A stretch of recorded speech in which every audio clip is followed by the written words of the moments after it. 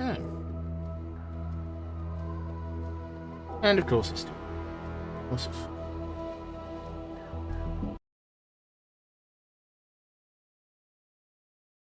Good. None of the games I play lately will actually fucking game capture. I have to do my whole fucking display, which I don't like doing.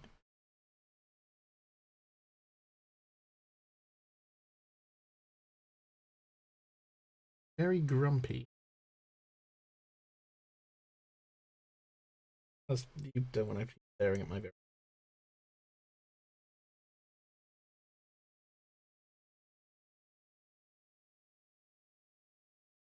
You like it? I do. Good.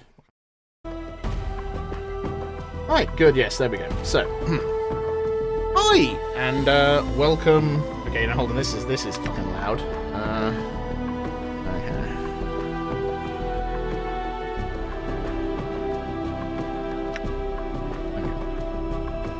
Let me just turn the fucking music down. Wow!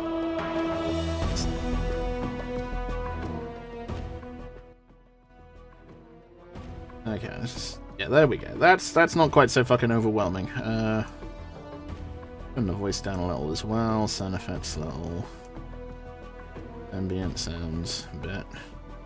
Movies don't have to drown me out. There we go. So yeah, welcome to Planescape Torment. So this game stems from all the way back in... God, 98? Came out? I'm not entirely sure.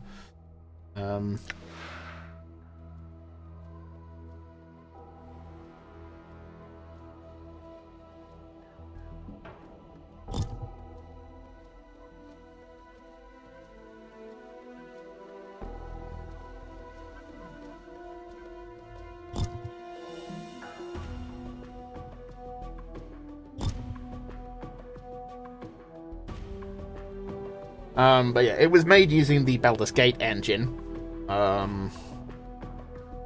So it's considered by many to be.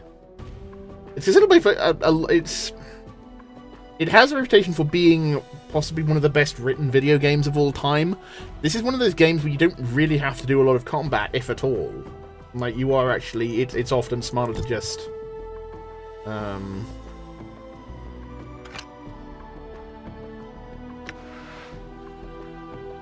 you know, hold on, let me just look at what the sign keys. I'm trying to talk and sort out my options at the same time. That's probably a really bad idea. Yeah. But yeah, the basic overview is you are a character called the Nameless One. He is immortal. As in the Captain Scarlet version of immortal / indestructible, where he can die but he just comes back. So he doesn't remember any of his past lives. You are trying to figure out what happened in all your past lives, and maybe see if you can get off this whole cycle of dying. And it's all set in Sigil, the City of Doors, which was the setting, the core of the Planescape setting, which was... That was the setting they just introduced in 2nd edition D&D. It was very popular. They did actually... Last year, they did release a 5th edition version of Planescape, which I have, because I do... also going to run it at some point, although it looks like I'm probably going to be running Descent into Avernus first. That's another interesting one, because that's actually technically a prequel to Baldur's Gate 3. But yeah, as you may have noticed, this is the enhanced edition that came out back in 2017 by Beamdog, who also did enhanced editions of all the other Baldur's Gate engine games. Baldur's Gate 1 and 2, Icewind Dale 1 and 2. And this, they did also produce a new DLC expansion for the original Baldur's Gate Siege of Dragonspear, which mainly people know because Gamergate has threw a massive hissy fit because there was a trans character in it. Literally, it wasn't even like a big like a particularly heavily involved trans character. It's just a trans character was in it, so they just do a temper tantrum because they're scum. Anyway, right, so we're back. Let's go. So this is quite cute. Actually, never realized it did this before. For those worried about any enhanced stuff, this was actually overseen personally by Chris Avalon, who was the head writer on this. Avalon was also heavily involved in the original Fallout games and Baldur's Gate. But this is, So the weird thing is, I did have this game, and I just, for some reason, I never really played it. I think I played the first little bit. That's it. Anyway, so you start with this. Now, unlike most Baldur's Gate engine games, you do not pick your class for this. The Nameless One starts as a fighter class, but with, like, no weapon proficiencies.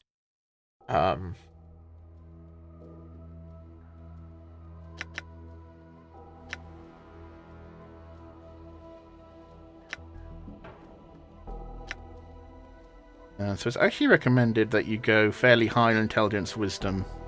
You can earn points to increase the calculator, and you can get different class. You can train into different classes at various points if you find the people who can train you.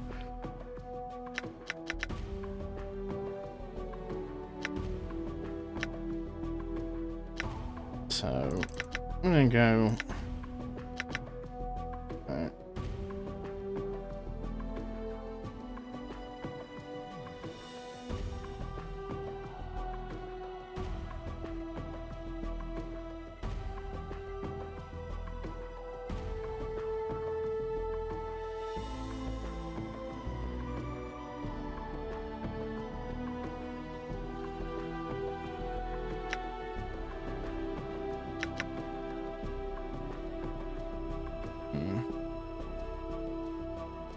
Which gives you more memories and gives you bonus experience points. So the more experience points you get, the more we're going to get bonuses. So I think what I will do here is go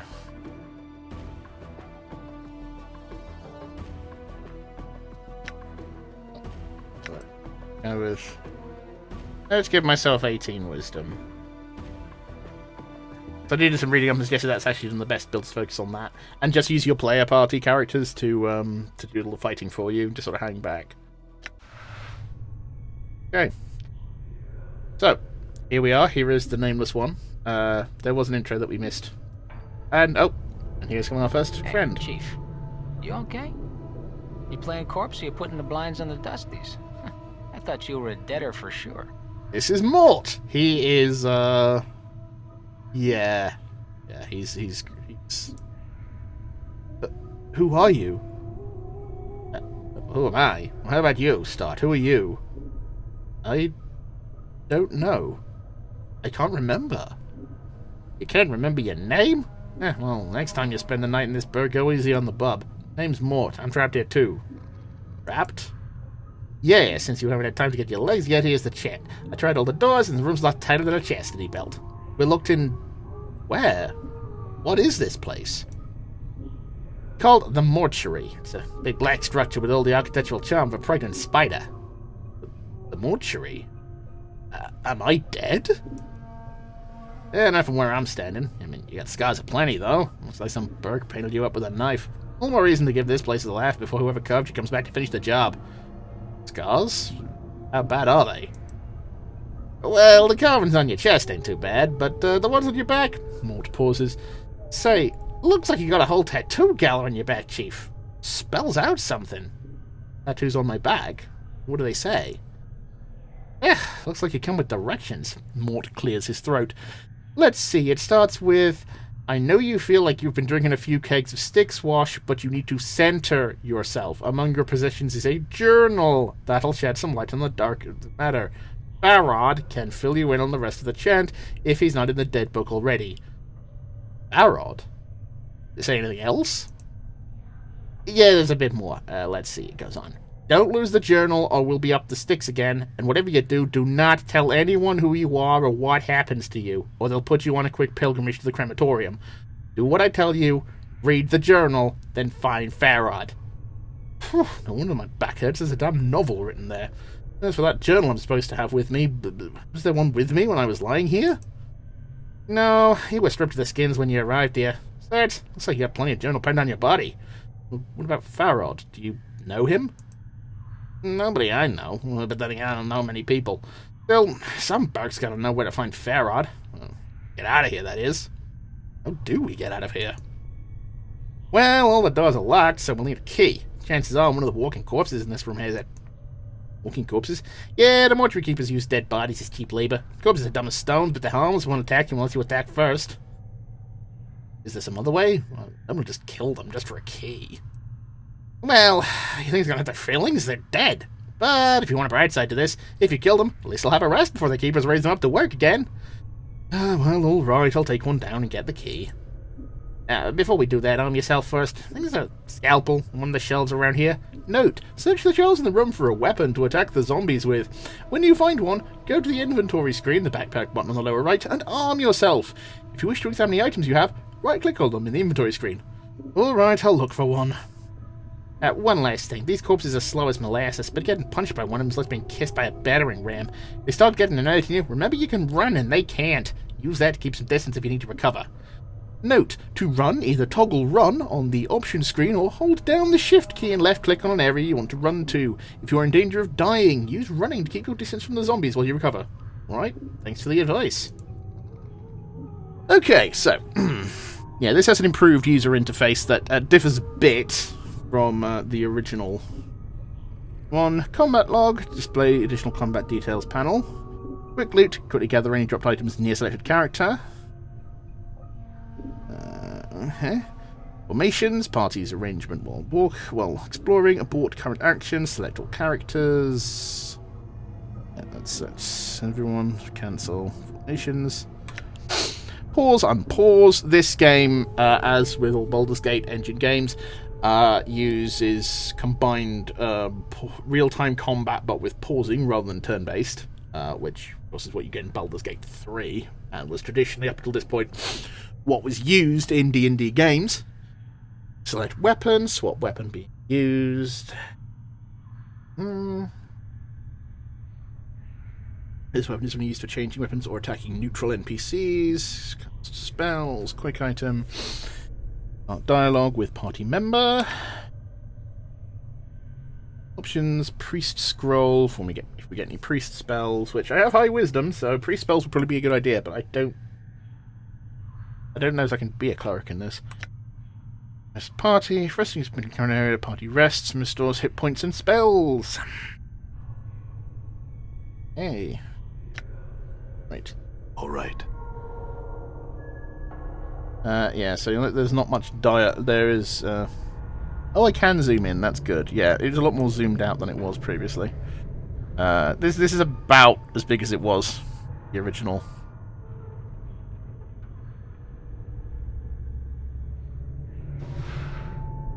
Okay, bandages.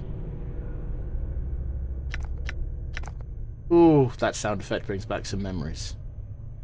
That pickup sound effect is the exact sound effect that was used in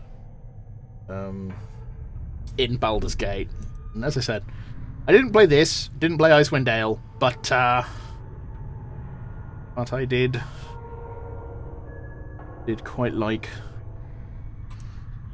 Looks like someone's in the middle of dissecting this corpse, but I was a fan of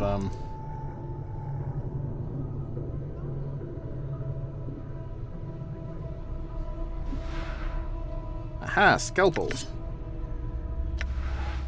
Yes, eye to access inventory. Ooh, I have an eye. Part with that. Eyes cannot be removed, only switched. Okay, so bandages.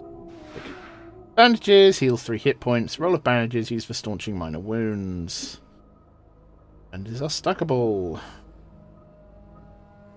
Okay, done. Don't want to use that. Quick item slot, so it's on the toolbar. Scalpel. Quick weapon. This one. Right, as you see, it starts as a fighter.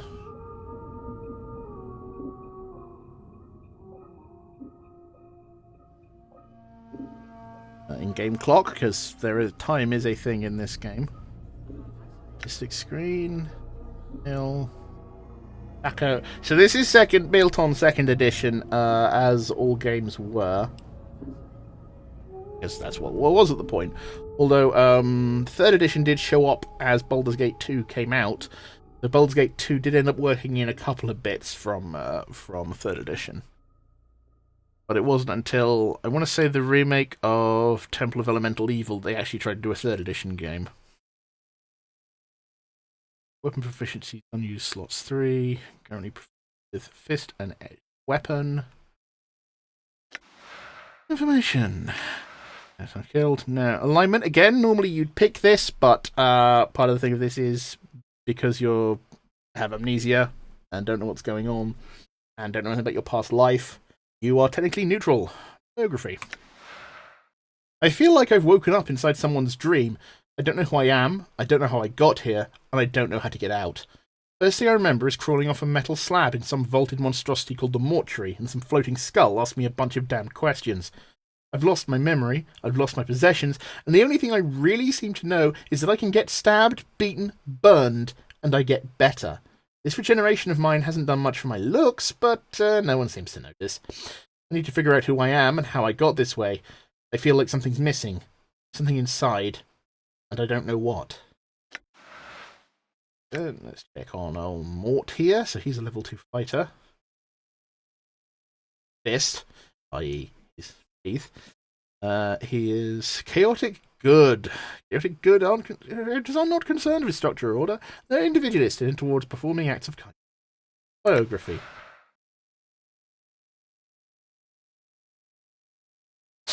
Of course you got questions about me. You probably have questions about all sorts of things. Let me boil it down for you. When you've been as dead as long as I have, without arms, legs, or anything else, you spend a lot of time thinking, you know? I figure it's been a few hundred years since I got penned in the dead book, but time doesn't really tally up the way it used to. Without that mortality thing pressing down you, all the days and nights kind of blend together. So, you think about this and you think about that, and the most important piece of wisdom I've learned over the past 100 or so years is this. There's a lot more obscene gestures you can make with your eyes and your jaw than most people think. Without even resorting to insults or taunting, you can really light a bonfire into someone just with the right combination of eye movements and jaw clicking. Drive some balmy.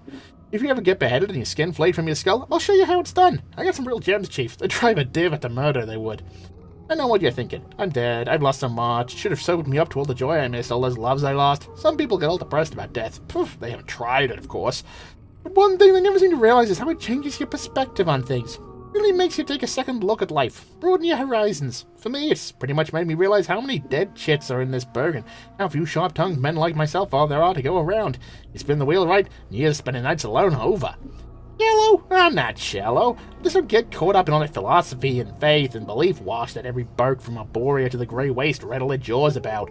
Who cares? The planes are what they are, you are what you are, and if it changes, fine. But things aren't bad the way they are, and I should know. Go on, ask me some questions about the planes, or the chant, or the people, or the cultures. When you end up like me, without eyelids, that is, you end up seeing a lot of things, and I can tell you almost everything you need to know. It's like this. We're in this together, Chief. Till this is over, I'll stick like your leg. Okay, there is a lot of reading in this. Baldur's Gate 3 did kind of spoil it for everyone by being fully voiced. Game like this, not so much. Alright, you found the scalpel. Now go get those corpses. Don't worry, I'll stay back and provide valuable tactical advice. Maybe you could help me, Mort? I will be helping you. Good advice is hard to come by. I mean, help in attacking the corpse. Hey, I'm a romantic, not a soldier. I'll just get in the way. When I attack this corpse, you'd better be right there with me, or you will be the next thing that I plunge the scalpel in. Yeah, right, I'll help you. If you wish more to help you attack, simply make sure both of you are selected when you attack the corpse. What will join in the attack? I'm glad we understand each other. Time to introduce these corpses to the second death, then. Let's go. To attack cursor. Get that zombie. Yeah. Grab them stuff. Bandages. Okay, nothing on there. I should probably switch to always run, actually. Over the options, over the options. Always run.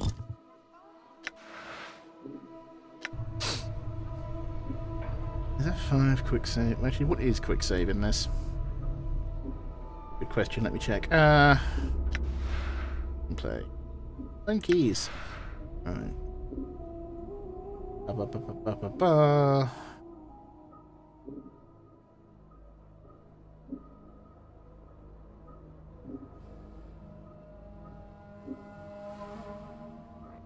Quick save is Q.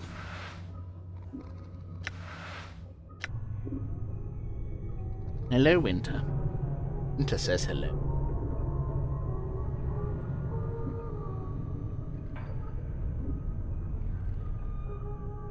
A bloody cloth covers the remains of this corpse. The scent rising from the body is almost unbearable. This corpse looks like someone turned it inside out. A machine at the head of the table has peeled the skin of the forehead to give direct access to the skull. Okay, well, that one didn't have, so that's, Hey, they do not have the key.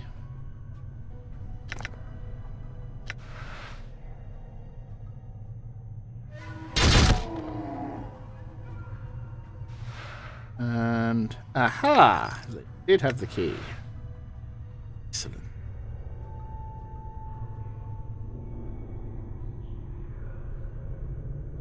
Lock the door is, aha, yes, tab highlights everything. It's full. Door is locked. You will need a key. Yes, I have the key. Select item.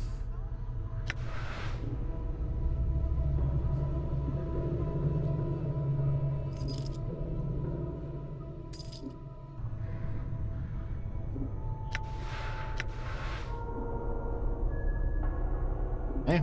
I guess not this key then. Ah, down here. Door is locked. You will need a key.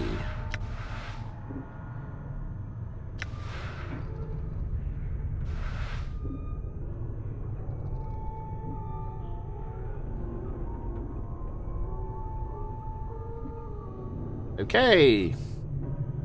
You have now hit upon our first snag. How the fuck do I use this fucking key?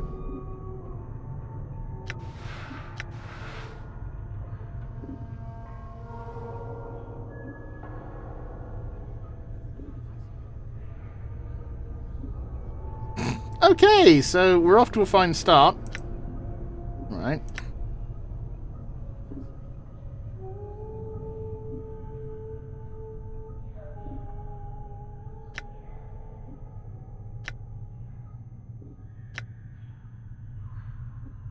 Nope, that did not help.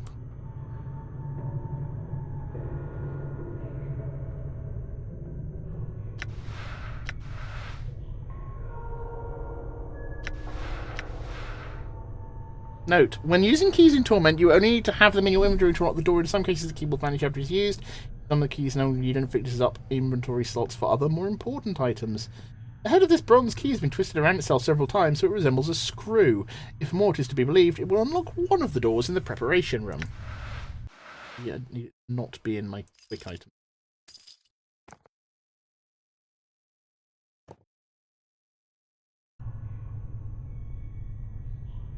Okay, so not that door.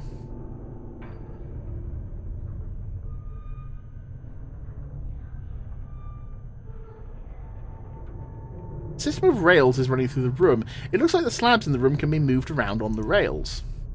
Try this door then. Aha! Okay.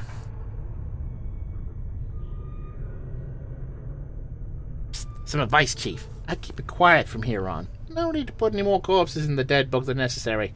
Especially the femmes. Plus, killing them might draw the caretakers here. I don't think you mentioned it before. Who were these caretakers?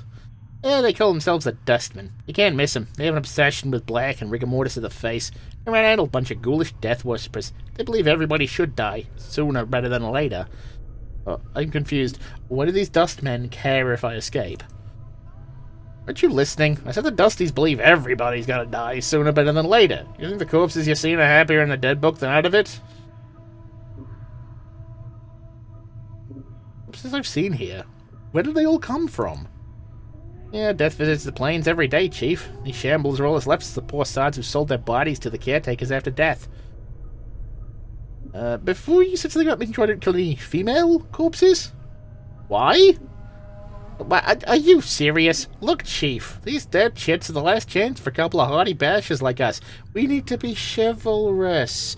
No hacking them up for keys, no lopping their limbs off, things like that. Last chance? What are you talking about? Chief, they're dead, we're dead. See where I'm going? You cannot be serious. Chief, we already got an opening line with these limpid ladies. We've all died at least once. We've got something to talk about. They appreciate men with our kind of death experience. Wait, did you say before I'm not dead? Well, alright, you might not be dead, but I am. And from where I'm standing, I wouldn't mind sharing a coffin with some of these fine sinewy cadavers here. Mort starts clacking his teeth as if in anticipation. Of course, the caretakers would have to part with them first, and that's not likely. Right, I'll try and remember that.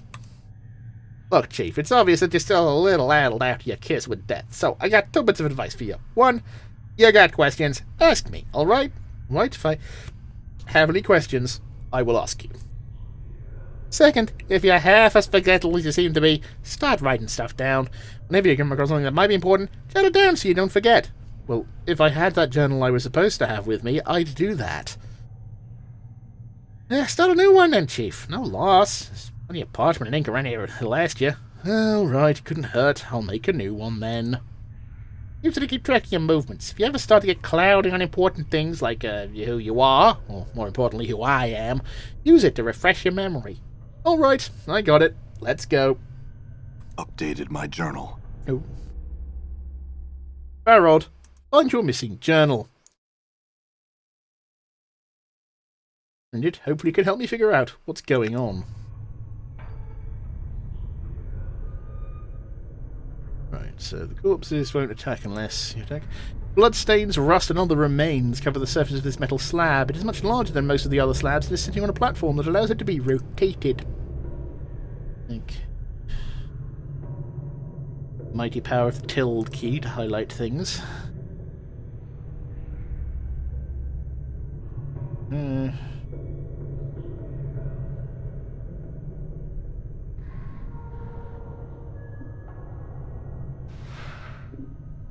Nothing there.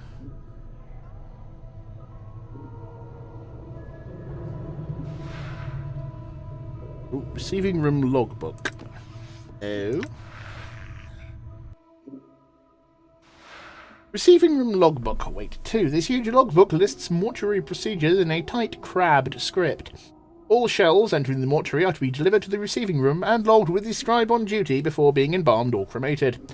The records are to be checked to determine if the shell is one of the contracted, and if so, do not prepare the shell. Move the shell to one of the preparation rooms, contact the scribe on duty, and notify him that a contracted shell is to be raised. Be certain that a shell is thoroughly stripped of its possessions before being sent to the preparation room. The contracted workers are intended for simple manual labour and do not have the capacity to search and strip a shell. The faction is not responsible for any possessions lost or stolen by collectors who have brought the shells to the mortuary. The shell's possessions are to be restored in the receiving room until an initiate can be sent to claim them. Please catalogue all possessions in the logbook. Following this list is thousands of entries of bodies that have been sent to the receiving room. As you flip through the rest of the book, however, you notice the last page has been cut out. Okay, interesting. Someone is covering their tracks for some reason. Ooh, money, copper commons. Bit of the cash money bling blings. Nice. Oh, big ass book there. There.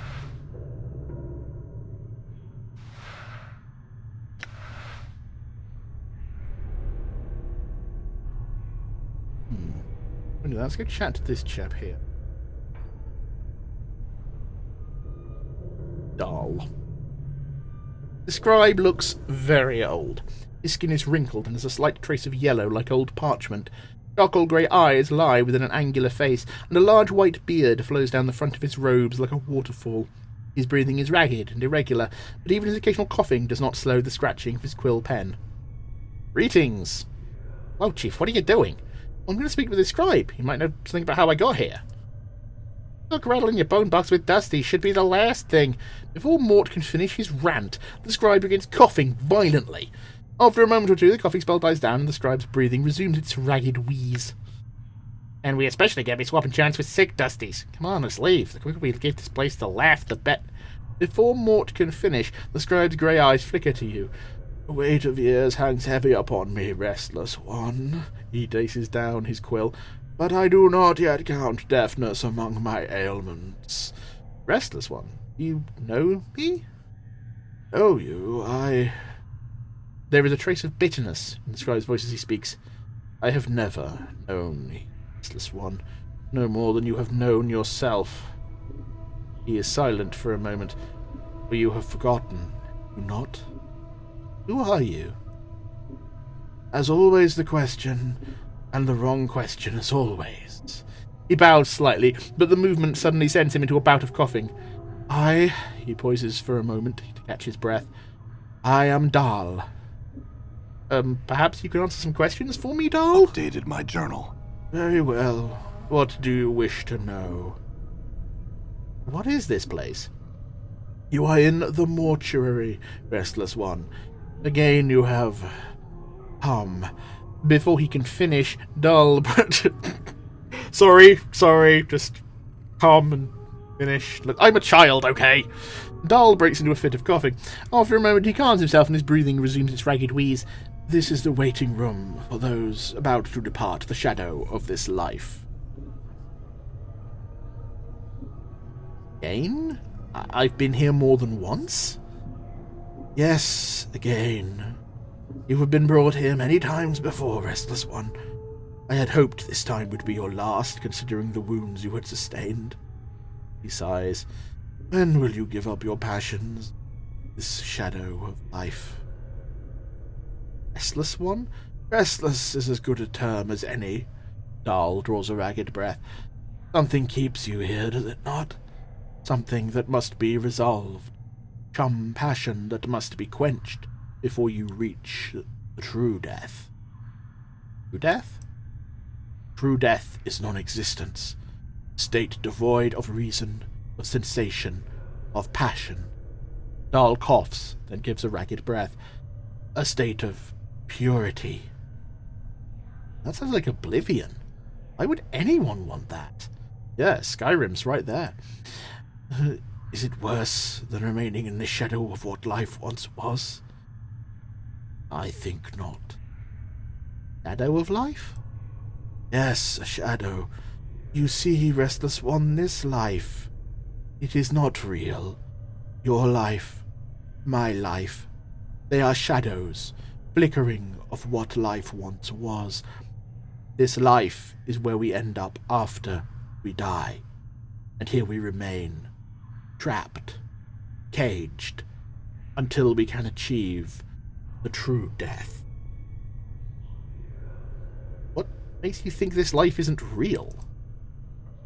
What makes you think this life is real? Look inside yourself. Do you not feel something lacking? Dal shakes his head.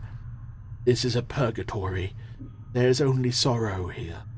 Misery, torment. These are not the elements that make up life. They are part of the cage that traps us in this shadow.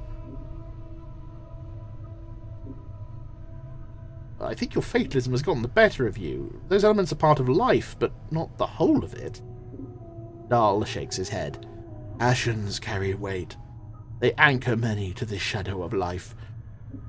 As long as one clings to emotion, they will be continually reborn into this life, forever suffering, never knowing the purity of true death.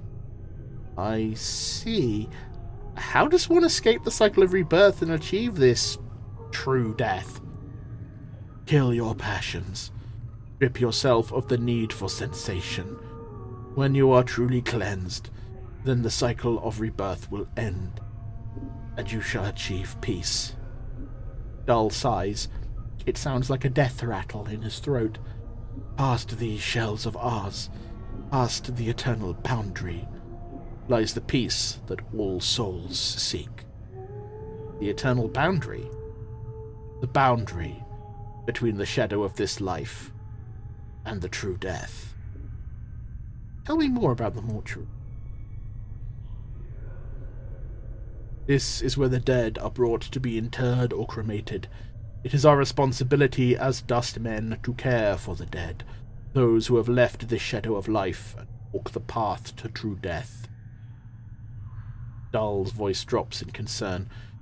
Your wounds must have exacted a heavy toll if you do not recognize this place. It's almost your home. Dustmen?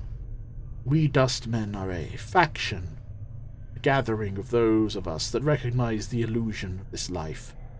We await the next life and help others on the journey. Perhaps you could explain why the dustmen want me dead? Dahl sighs. It is said there are souls who can never attain the true death. Death has forsaken them, and their names shall never be penned in the dead book. To awake from death as you have done suggests you are one of these souls. Your existence is unacceptable to our faction. Acceptable? Doesn't sound like it leaves me in a good position. You must understand that your existence is a blasphemy to them. Many of our faction would order you cremated if they were aware of your affliction. We're a dustman, but don't seem to be in favour of killing me. Why not? Because forcing our beliefs upon you is not just. You must give up this shadow of life on your own, not because we force you to. Dahl looks about as he breaks into another coughing jag, but he manages to hold it in with some effort. As long as I remain at my post, I will protect your right to search for your own truth. What is your post? I am a scribe, a cataloguer of all the shells that come to the mortuary. Dahl coughs again, then takes a deep breath. As long as the stream of corpses flows through the mortuary, I shall remain at my post. You said that I have been here more than once. How is it that dustmen do not recognize me? Updated my journal. I am the one that catalogues the shells that come to our halls, Restless One. Dahl breaks into a fit of coughing, then steadies himself. Only I see the faces of those that lie upon our slabs. The dark of your existence lies safe with me.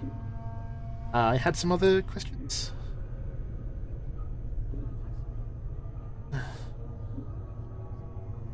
How did I get here? Dahl snorts in contempt, as if he finds the memory repugnant. Your mouldy chariot ferried you to the mortuary, Restless One. You would think you were royalty based on the number of loyal subjects that lay stinking and festering upon the cart that carried you. Arrived here on a cart? Updated my journal.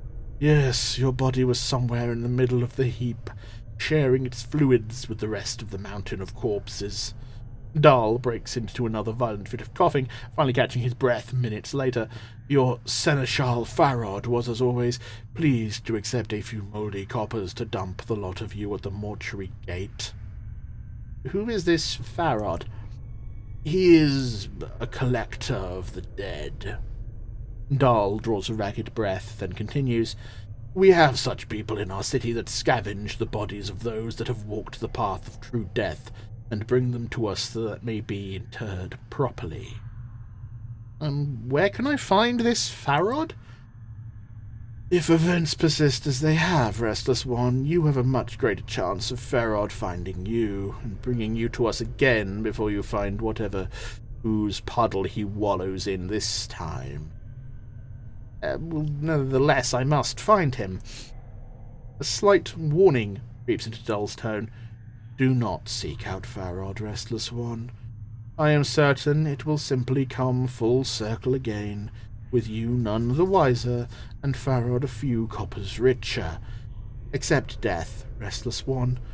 Do not perpetuate your circle of misery. I have to find him. You know where he is. Updated my journal. Dahl is silent for a moment. When he finally speaks, he seems to do so reluctantly. I do not know under which gutterstone Farod layers at the moment, but I imagine he can be found somewhere beyond the mortuary gates in the hive. Perhaps someone there will know where you can find him. Sound like you like Farod much. There are some I respect, Restless One. Dahl takes a ragged breath and steadies himself. Farod is not one of them. He wears his ill repute like a badge of honor and takes liberties with the possessions of the dead. He is a knight of the post, cross-trading filth of the lowest sort. Knight of the post? A knight of the post, Dahl coughs. A thief. All Farod brings to our walls comes stripped of a little less of their dignity than they possessed in life. Farod takes whatever he may pry from their stiffening fingers. Did this Farod take anything from me? Dahl poises, considering. Most likely. Are you missing anything, especially anything of value? His voice dips as he frowns. Not that Farod would take exception to anything that wasn't physically grafted to your body, and even then that's not enough to give his greedy mind pause. I am missing a journal. A journal? Is of any value that it likely lies in Farod's hands? I see. I had some other questions. Can you tell me how to get out of here? The front gate is the most obvious exit, but they will not let anyone other than dustmen pass. Dahl breaks into a ragged cough, then continues. One of the guides by the front gate has a key to it, but it is unlikely he will open it unless you are extremely persuasive. See. I had some other questions. Do you know who I am? I know scant little of you, Restless One. I know little more of those that have journeyed with you and who now lie in our keeping. Dahl sighs. I ask that you no longer ask others to join with you, Restless One. Where you walk, so walks misery. Let your burden be your own. There are others who have journeyed with me? And they're here? Updated my journal. Do you not know the woman's corpse interned in the memorial hole below? I had thought that she had travelled with you in the past. Dahl looks like he's about to start coughing again, then catches his breath. Am I mistaken? Where is her body? The northwest memorial hall on the floor below us. Check the biers there. Her name should be on one of the memorial plaques. Mayhap that will revive your memory. You said there were others. Who else is here? Doubtless there are, but I do not know their names, nor where they lie. One such as you has left a path many have walked, and few have survived. Dull jesters around you, all dead, come here. Some must have travelled with you once. Well, I find no fault with your reasoning. I had some other questions. Nobody does, I don't need to ask that one, really. You sound ill. Are you not well? I am close now to the true death, Restless One. It will not be long before I pass beyond the eternal boundary and find the peace I have been seeking. I tire of this mortal sphere. Dahl gives a ragged sigh. The plains hold no more wonders for one such as I. You certain? There may be some way I could help you. I do not wish to live forever, nor live again, Restless One. I could not bear it. So be it. Farewell, Dahl. As you turn to leave, Dahl speaks. Know this. I do not envy you, Restless One. To be reborn as you would be a curse that I could not bear. You must come to terms with it. At some point your path will return you here. Dahl coughs, the sound rattling in his throat. It is the way of all things, flesh and bone. And perhaps we will meet again, Dal. Damn. Okay, that was pretty in-depth. This gate looks sealed shut. There is no lock or other means of opening it. So we want to go down a level and find this lady's memorial plaque. Actually, look at the map screen, see how big this is. Oh, that zoomed out very nicely. Room. Go walkable area. Oh, that's a neat touch. Because one of the problems with these very pretty maps that were in the Black Isle games, they did also have a lot of space that was taken up by stuff you could not walk. It was like, there's a fucking mountain. Something.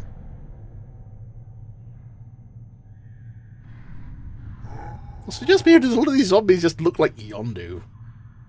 To you.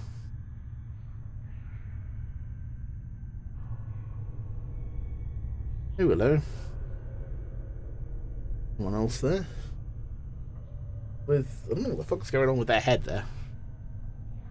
Coming from this corpse is truly nauseating. Someone split open this man's chest and has yet to remove the internal organs. Another corpse on a stone slab. There is no indication what the body died of. This chalk-white body has been drained of blood and treated with embalming fluid. A neatly stitched seam runs down the corpse's chest. The bandages covering this body are soaked with blood. Even though this corpse looks several days dead, blood still trickles from its wounds. There is Evine. You see a slight young woman with pale features. The sunken flesh around her cheeks and neck makes it appear as if she's starving. She seems intent on dissecting the corpse in front of her, prodding the chest with a finger. Greetings. The woman does not respond. She seems too intent on the body in front of you. As you watch her work, you suddenly notice her hands. Her fingers are talons. They're darting in and out of the corpse's chest cavity like knives, removing organs. Yeah, let's just leave her alone then. Yeah, let's do that. She seems pretty busy with her own stuff.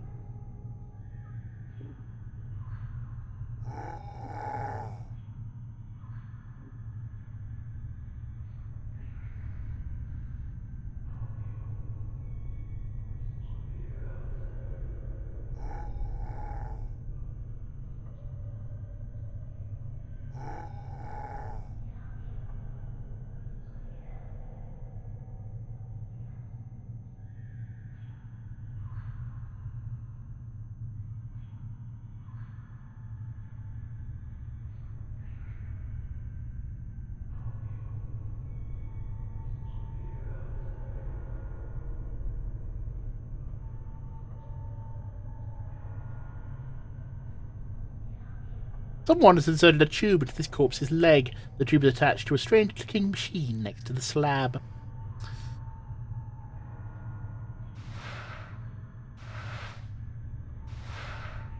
Oh, jar of embalming fluid. Okay.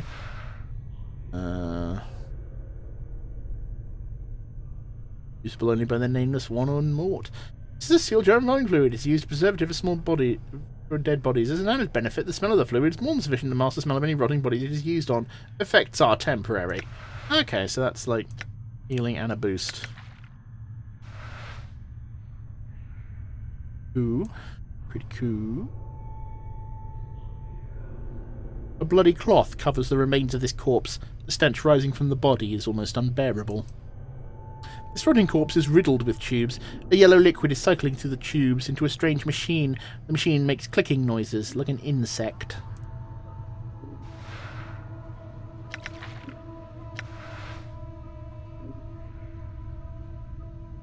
This container is locked. And neither of us have lockpicking.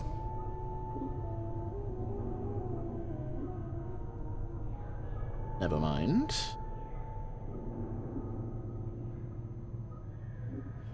Door is locked. You will need a key.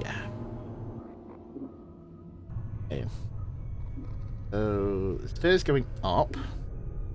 Can we get access to the stairs going down? No, the door is locked, so you go upstairs.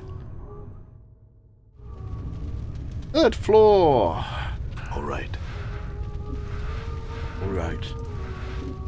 That's very Ron Perlman-esque. I wonder if it is Ron Perlman. Charcoal Charm. Plus 50% resistance to fire, plus 25% resistance to magical fire. This piece of charcoal is a charred bone fragment for some creature, perhaps a finger bone or a talon. Various symbols have been scratched into its surface. The scratches are so faint you almost missed them. Charcoal Charm temporarily protects the user against flames and extreme heat. Use the charm, the charred bone is snapped and both halves are ground to powder, then the charcoal dust is rubbed over the heart of the user. Okay. Well, that's be useful if we come up against any dragons.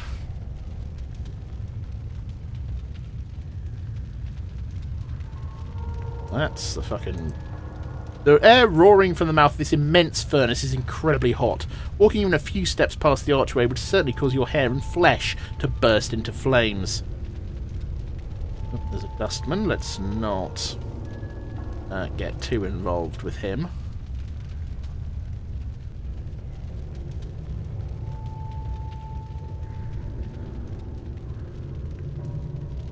You there! Hold! What? Are you lost? No. You're not lost. What is your business here? I'm here to see someone. Who are you here to see? Okay, so that's likely to see Dahl or Adan. Does he still work here? The lie, see if that works. Their names are familiar. Take from the guide to the front gate. They should be able to direct you better than I. Yes, I will do that. Thank you. That's his duties. That's nice. Hey, Altister. First, though, ooh, needle and thread. Heal 6 hit points. Yes, very nice. Ooh, junk. Accumulation of junk. Small springs, broken bolts, and a cracked gear or two. Looks like someone felt these pieces might be useful one day, but they seem pretty useless to you. Hey, fuck it, I'll take them anyway. Might be able to sell them for money or something.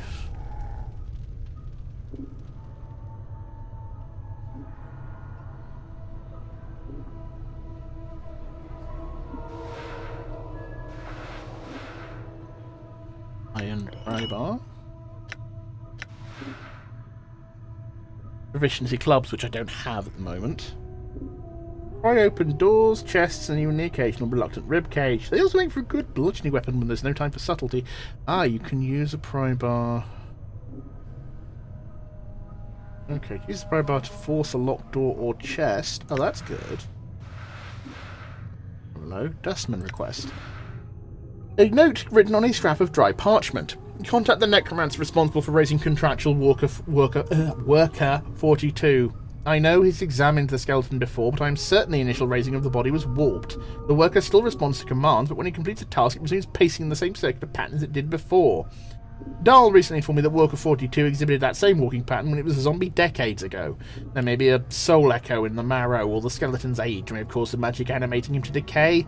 One of the initiates suggests he might be following an order issued by a higher-ranking dustman in the past, but I've found no records of such an order.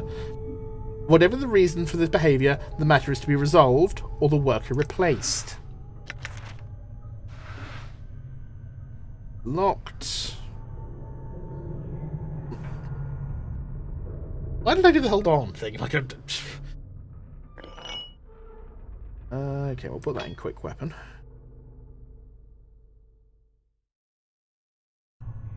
Let's quick save, because save scums, weapon, Rybar. Forced it. Open. What? Did you just say open? Lot charm. Heals 9 hit points, plus 5 resistance to slashing, plus 10 resistance to piercing. Its glistening blood drop is as hard and smooth as a pearl. When placed on the tongue, it dissolves instantly and spreads into the user's bloodstream.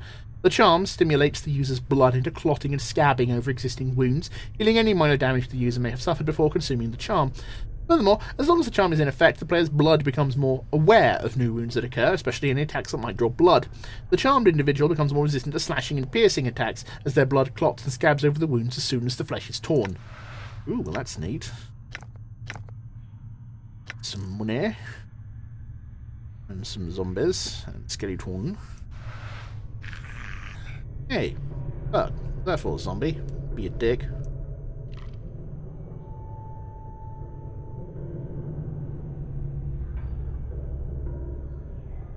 Ah, fuck, another one. Mortuary sanctum key. Oh, let's take that.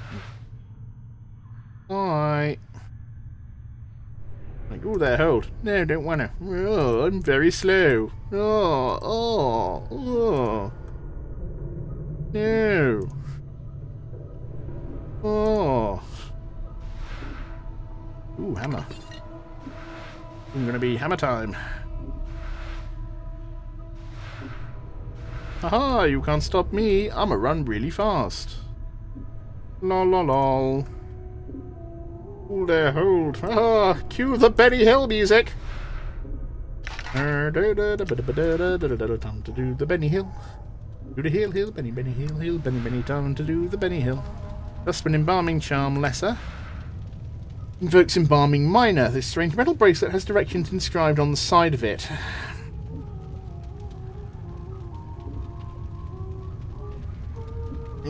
Judging by the crude text, this appears to be a bracelet works being held by a living being, and then while pronouncing a mantra to the true death, it is touched the forehead of a zombie or skeleton. When it is done, a minor enchantment held within the item spreads along the corpse, strengthening its bones, killing any traces of corpse rot and or grave mold, and helping seal minor tears in the flesh. This item will work on either you or Mort. Simply raising the item slot, then use on the quick menu on Mort to have Mort used on you, in order for it to take effect. Hey. Yeah, that's pretty neat. That's new mortuary task list. Someone has penned a series of tasks in red ink on this scrap of parchment. I would like the contracted workers to be inspected thrice daily at the end of each work shift when the new initiates come on duty. We have experienced too many contracted collapses while engaged in heavy labour as of late, and I fear the embalming enchantments initially used on the corpses may be decaying or may have become warped somehow. If the contracted workers could be inspected every 8 hours and raised if they have collapsed, then that would prevent the backlog of shells in the preparation rooms and free up more contracted workers for other duties. I do not wish collapsed bodies to be disposed of. When possible, the original contracted shells are to be raised and then made to resume their duties. I have included separate embalming charms within the shelves for the initiates on duty. They can be used only when the shells cannot be repaired with stitching, bandaging, or applications of embalming fluid.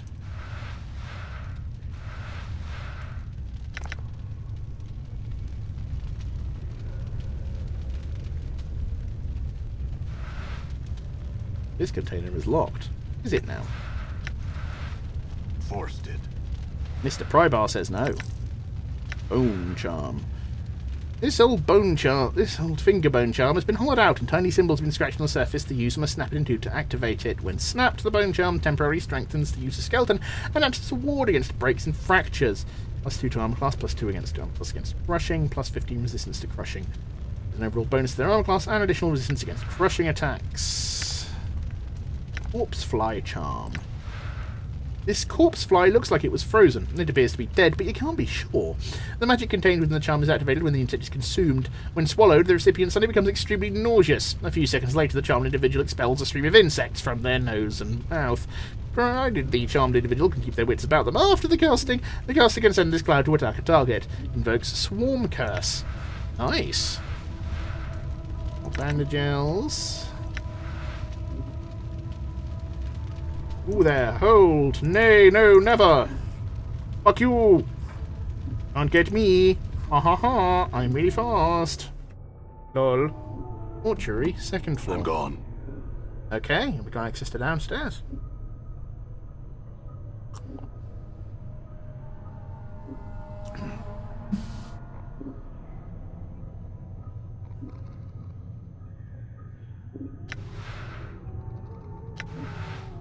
Wait, hold on, there was a... Hold on.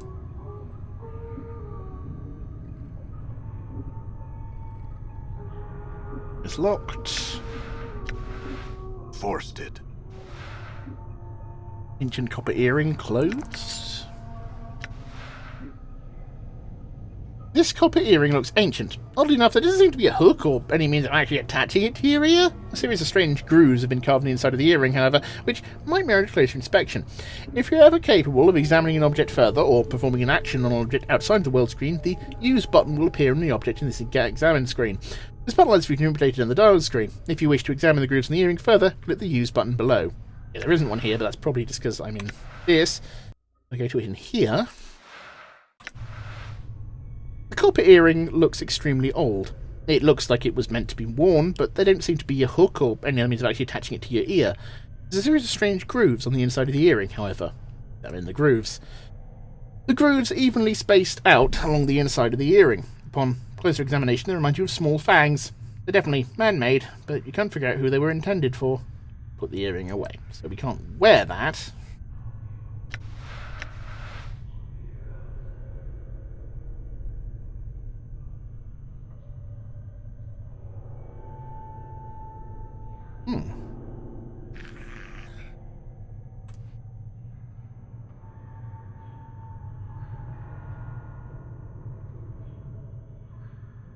Ooh, hello, something there. And rags. Thermos of rags looks to be used to mop up blood and other less savoury body fluids.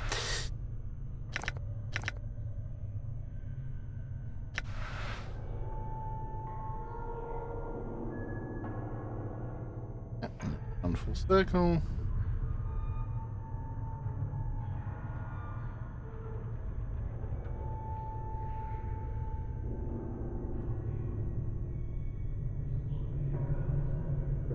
Ah.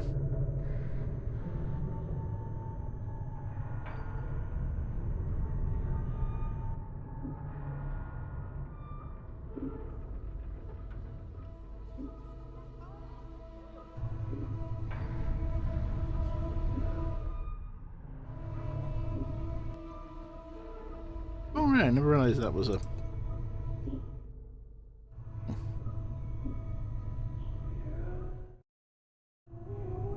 Ah, no! Run away!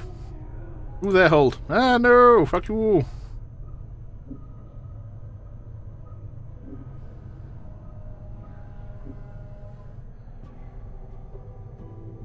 Plaque of this beer says, "Here lies Dionara."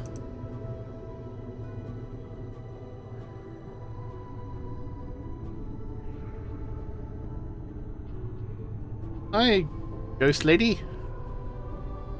You see a strikingly beautiful ghostly form before you. Her arms are crossed and her eyes are closed. She has long flowing hair and her gown seems stirred by some ethereal breeze. As you watch, she stirs slightly and her eyes flicker. Greetings? You. What is it that brings you here? Have you come to see firsthand the misery you have wrought? Perhaps in death I still hold some shred of use for you, my love. Oh dear. Whoopsie! Who are you? The spirit makes a begging motion with her hands. How can it be that thieves of the mind continue to steal my name from your memory? Do you not remember me, my love? The ghost stretches out her arms. Think. Her voice becomes desperate again. The name Dionara must evoke some memory within you.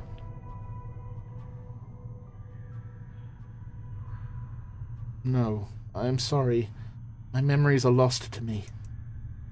And then it is as I feared. I am truly lost to you. And what was once an inconvenience for you, you now have the excuse to discard me as you have my memories.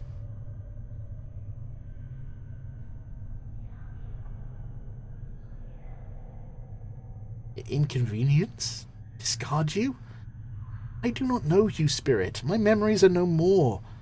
Tell me, who are you? What do you know of me?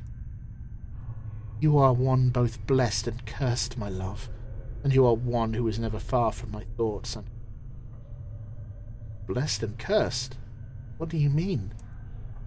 The nature of your curse should be apparent, my love. Look at you. He points at you. Death rejects you. Your memories have abandoned you. Do you not pause and wonder why? I'm still trying to get my bearings, actually. I mean, what else can you tell me about myself? I know that you once claimed you loved me, and that you would love me until death claimed us both. I believed that, never knowing the truth of who you were, what you were. What am I? I cannot. She suddenly freezes, and she speaks slowly, carefully, as if her voice frightens her. The truth is this. You are one who dies many deaths. These deaths have given the knowing of all things mortal, and in your hand lies the spark of life and death. Those that die near you carry a trace of themselves that you can bring forth.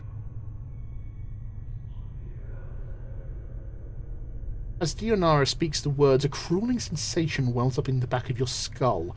You suddenly feel compelled to look at your hands. As you lift it up and look at it, you can see the blood coursing sluggishly through your arm, pouring into your muscles and in turn giving strength to your bones. What? Updated my journal. And you know Dionara is right. You suddenly remember how to coax the dimmest spark of life from a body and bring it forth. The thought both horrifies and intrigues you.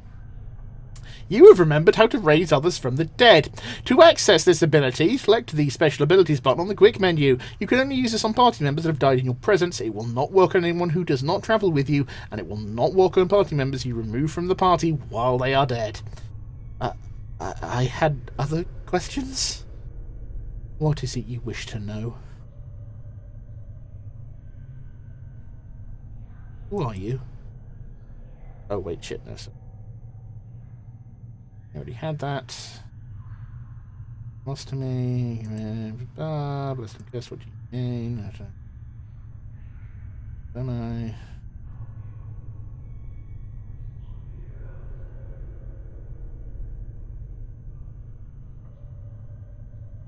Can you tell me who I am? Okay. Can you tell me where I am? Where are you? You are here with me, my love. In the time when life separates both of us shared. Now it is the eternal boundary that separates us. Eternal boundary? Dionara sounds saddened. There's a barrier I fear you shall never cross, my love. It's the barrier between your life, what remains of mine. I need to escape this place. Can you help me? As you are about to ask Dionara the question, it catches in your throat. It occurs to you that if you tell her you are looking for an escape route, she may feel you are abandoning her.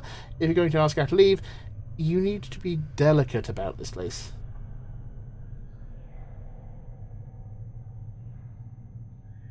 Dionara, I am in danger.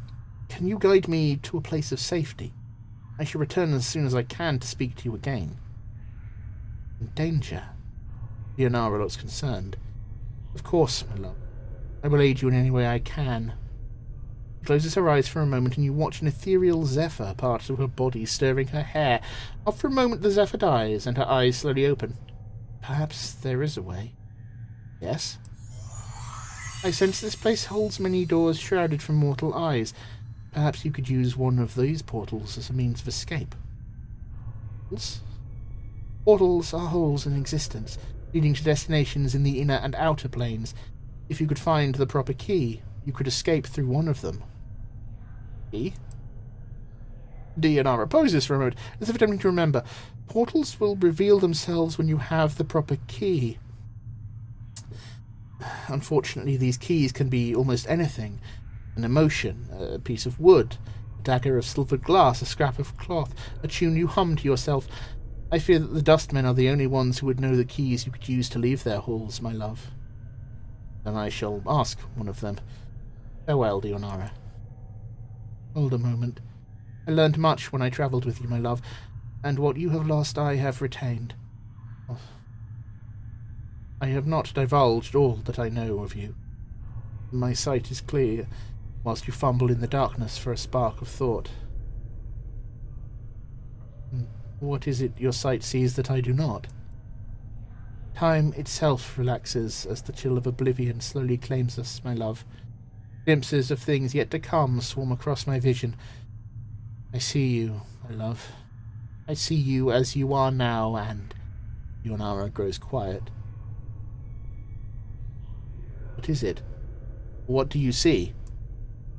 I see what lies ahead of you. It ripples through the plains, stemming outward from this point. Shall I speak of what I see? Tell me. First, I require a promise.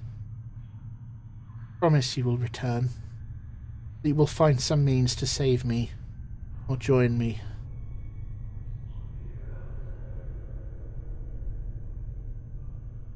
Hey, fuck. Okay, well, you know what, Solid? Let's make a vow. Vow. I swear I will find some means to save you or join you. This is what my eyes see, my love. Unfettered by the shackles of time.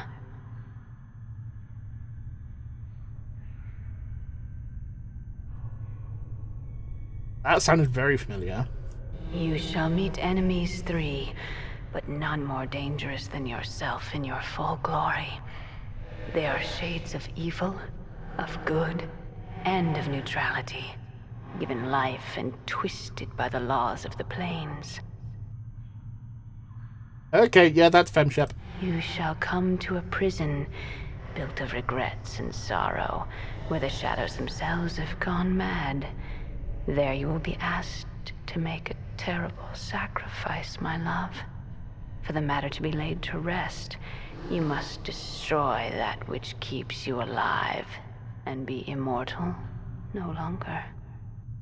Destroy what keeps me alive?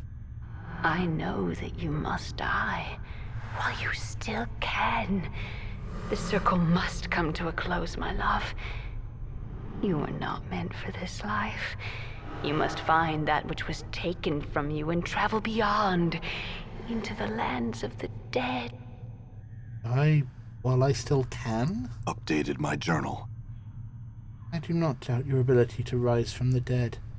I do believe that every incarnation weakens your thoughts and memories. You claim you have lost your memory.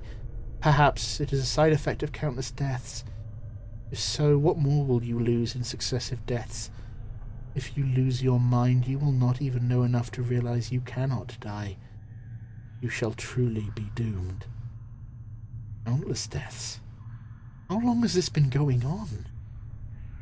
I do not truly know, except that it has gone on long enough.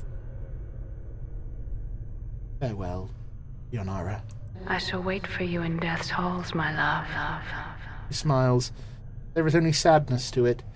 She closes her eyes, and with an ethereal whisper, she fades.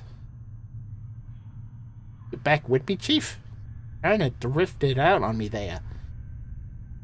No, I'm fine. Do you know who that spirit was? Spirit? The spectre I was talking to.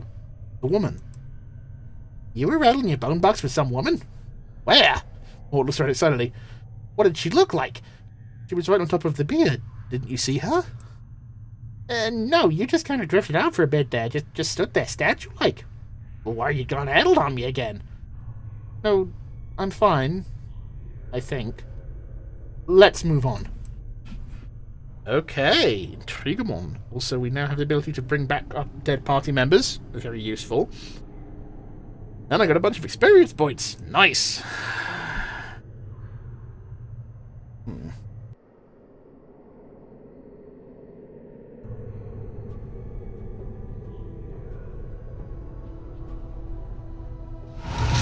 Ah, whoa, okay, we just found a fucking portal. Wow, okay, I guess one of the things we picked up upstairs, about that.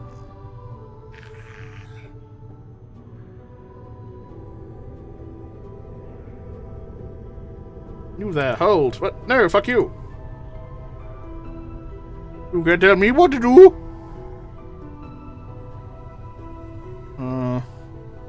Hi. Weird large guys. Let's not, eh? Let's just get over here. Ooh, there, hold. No, fuck off! Fuck you!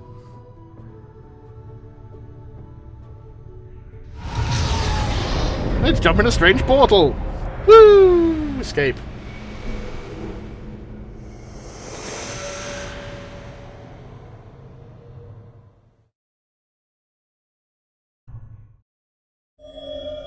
Tomb. Ah! Well, hey. Pen's note. What about tellers? This note has been written with remarkable penmanship upon the finest parchment. Vaxis. If you're reading this, then you have undoubtedly failed in your task and been forced to use the escape route I arranged. I told you that your little disguise idea was ridiculous. In any case, you'll need to lay low for a while. The dustmen may be deluded, but they are not fools, and they will certainly seek retribution for our intrusion. I've left you some coins. Use them to secure a hiding place in the hive, preferably in Ragpicker's Square. The dustmen will be willing to look for you there. Once you've secured a new hiding place, I have a new mission for you. Find where Farod is getting those bodies he's delivering to the mortuary. It's apparently causing the dustmen a great deal of upset, and I wouldn't mind knowing myself. Reports are that stone-faced dustman in the Gathering Dust Bar, Initiate Emmerich, I think the fool's name is visiting out finders to try and mark Farod's movements. See if you can find out how far along he is and hinder his efforts until we know more about Farod's activities. I don't want Emmerich finding out something before we do. Okay. This brazier has long since run dry of oil. Only ashes remain at the bottom. This sarcophagus appears to have been here for centuries. There's no lid. The exterior seems to be made of solid stone. Okay, the door out is there. And off we go into Sigil. The City of Doors. Even saying Sigil at the bottom corner, but you can't see it because my beautiful face is in the way. Sorry.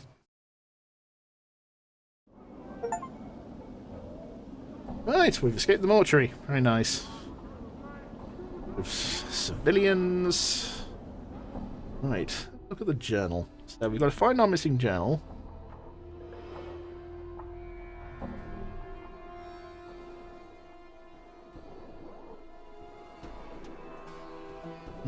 Need to find about Farod.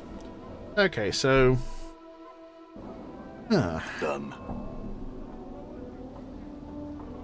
Come chat with me a bit, love. Ooh, it's a harlot. Ooh. Looks like the Dusty's lost one of the deaders. She's very Scottish, looks it. You see a striking red-haired girl dressed in leather armour. Her right arm is covered in a series of interlocking plates. It looks as if they were taken from the skin of some creature, and a horned shoulder piece protects her left arm. Oddly enough, she has a tail. It is flicking back and forth as you watch. Take off. Greetings. The girl ignores you. I'm looking for someone named Farod. Do you know where I can find him? Aye, mate. Might have seen more if you're sweet to sweeten the question, aye.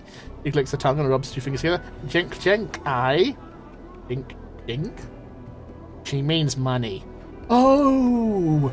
Aye. She glances at more than drugs. What the skull said? Hard coin. Alright, how much? How much I have on? How much is that? How much is it to you to know, eh? She studies you. Her folds her arms. Come on, I haven't got all day, I haven't. Turn on the charm. How about 10? If your information's good enough, it could be more.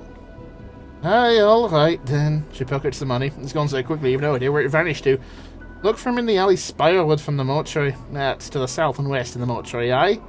Yes. I had some other questions. Aye, and what is it you want? Can you tell me where I am? You're lost, but you're about to find trouble. Make yourself lost somewhere else, bubba. And farewell, then. Hey, pike off to wherever you came from, then. Farewell to you too. Looks like the Dusty's lost one of the deaders. He is very Scottish. I can't find any deaders. Maybe I could gut a Dusty. There's a prostitute. Some prostitutes. Finds the back leaves. The stems look very sharp. Oh yeah, that is a... Yeah, that's like a weapon. That's sort of like a... botanic... That guy looks like... Yeah. Oh, they're attacking me. Lovely. Mort, help! You see that? Damn it.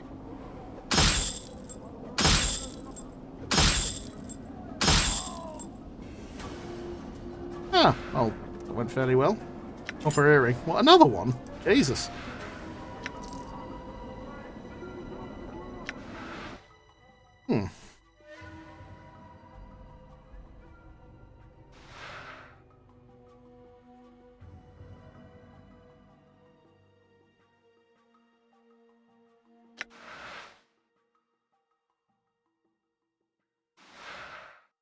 Copper earring. This crude copper circlet was the victim of an eager lover, or of someone that enjoys eating metal, for it is bent to one side and has teeth marks. Okay.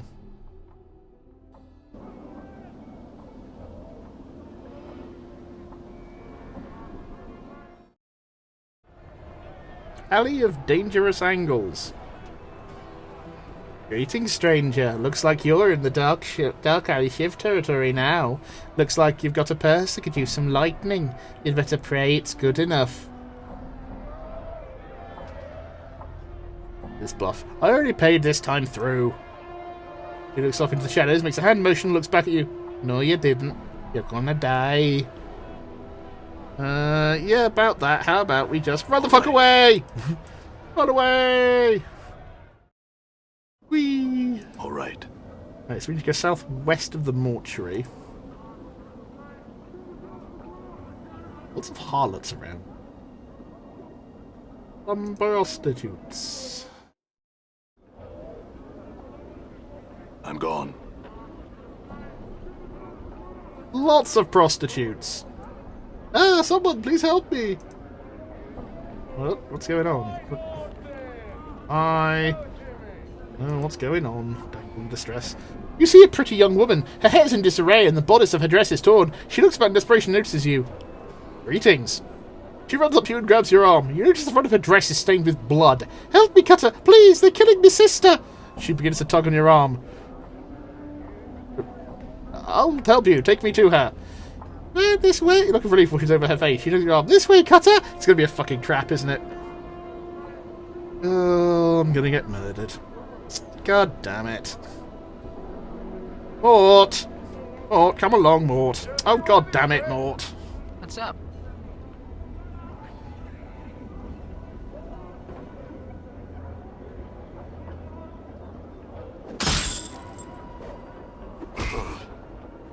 Yeah? Mort, come help me out with this one.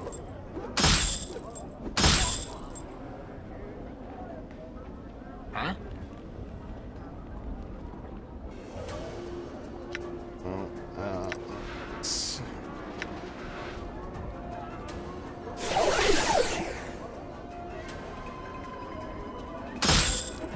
Great.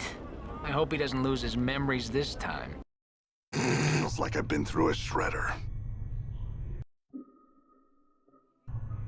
Ugh.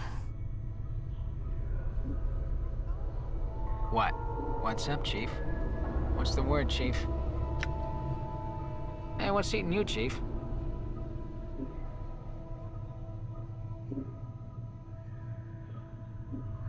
Can you tell me a little bit about Sigil? Sigil's a ring-shaped city that's quite on top of an infinitely tall spire in what some claim to be in the center of the plains. Of course, how could it be at the top of an infinitely tall spire, and how the city could even be at the center of the plains, raises some questions. Anything else? Sigil's called the City of Doors, mostly because there's a lot of invisible doors that lead in and out of it, just like any arch, door frame, barrel, hoop, bookshelf, or open window might be a portal under the right conditions. All depends if you have the key to open it. Keys? See, I guess the best way to explain it is most portals are sleeping, right? You'd walk through them, by them, on top of them, and nothing would happen. Now, every portal is something that wakes it up. That could be a tune you hum to yourself, a loaf of week-old Bitopian bread, remembering what your first kiss was like, and then bam, the portal gets its juices flowing and you can jump through it to whatever's on the other side. Like, where? Well, anywhere, Chief. Literally. Any place you can think of, there's a portal. That's why Sigil's so popular across the plains. Mort, I don't mind you tagging along, but is there anything else you can do except chatter? Chattering? Yeah, chattering's my best trait. He riddles his teeth a bit and thinks, Yeah? Oh, that's good to hear. No, but seriously, Chief, I got a knack for chattering just the right way. I can really bend an ear, you know what I'm saying? I can insults, backtalk, stuff that'll curl someone's ears into their skull, you know. How's that useful? It's one of my many talents. I call it my litany of curses. You see, sometimes I can really bend someone's ear in just the right comment. Of course, then I usually do a little running afterwards, but you get the idea. How does it work? Updated my journal. Well, I could spit insults at someone till they get mad enough to chase me around. Mort has an ability called Litany of Curses. It is a non-magical taunt. If the target fails to resist it, they suffer a penalty to their armor class attacks and will do nothing but try and engage Mort in melee combat. Note, the more insults Mort hears, the better his litany of curses becomes. The litany of curses is very effective against mages. Ooh, interesting. Nothing more. Just checking in to see if you're still with me.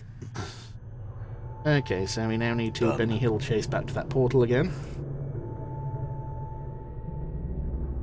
I'm Oh, gone. there, hold. No, fuck off. Time to do the Benny Hill.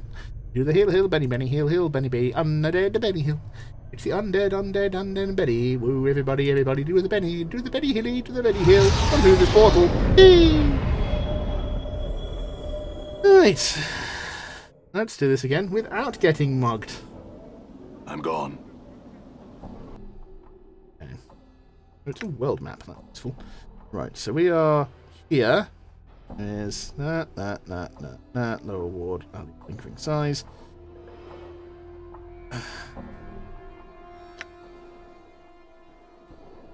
Angier's house to the southeastern portion of the hive.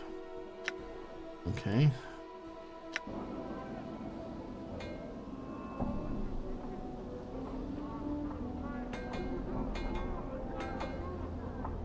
Dabus. Oh yeah, they're the guys who like are perpetually repairing shit.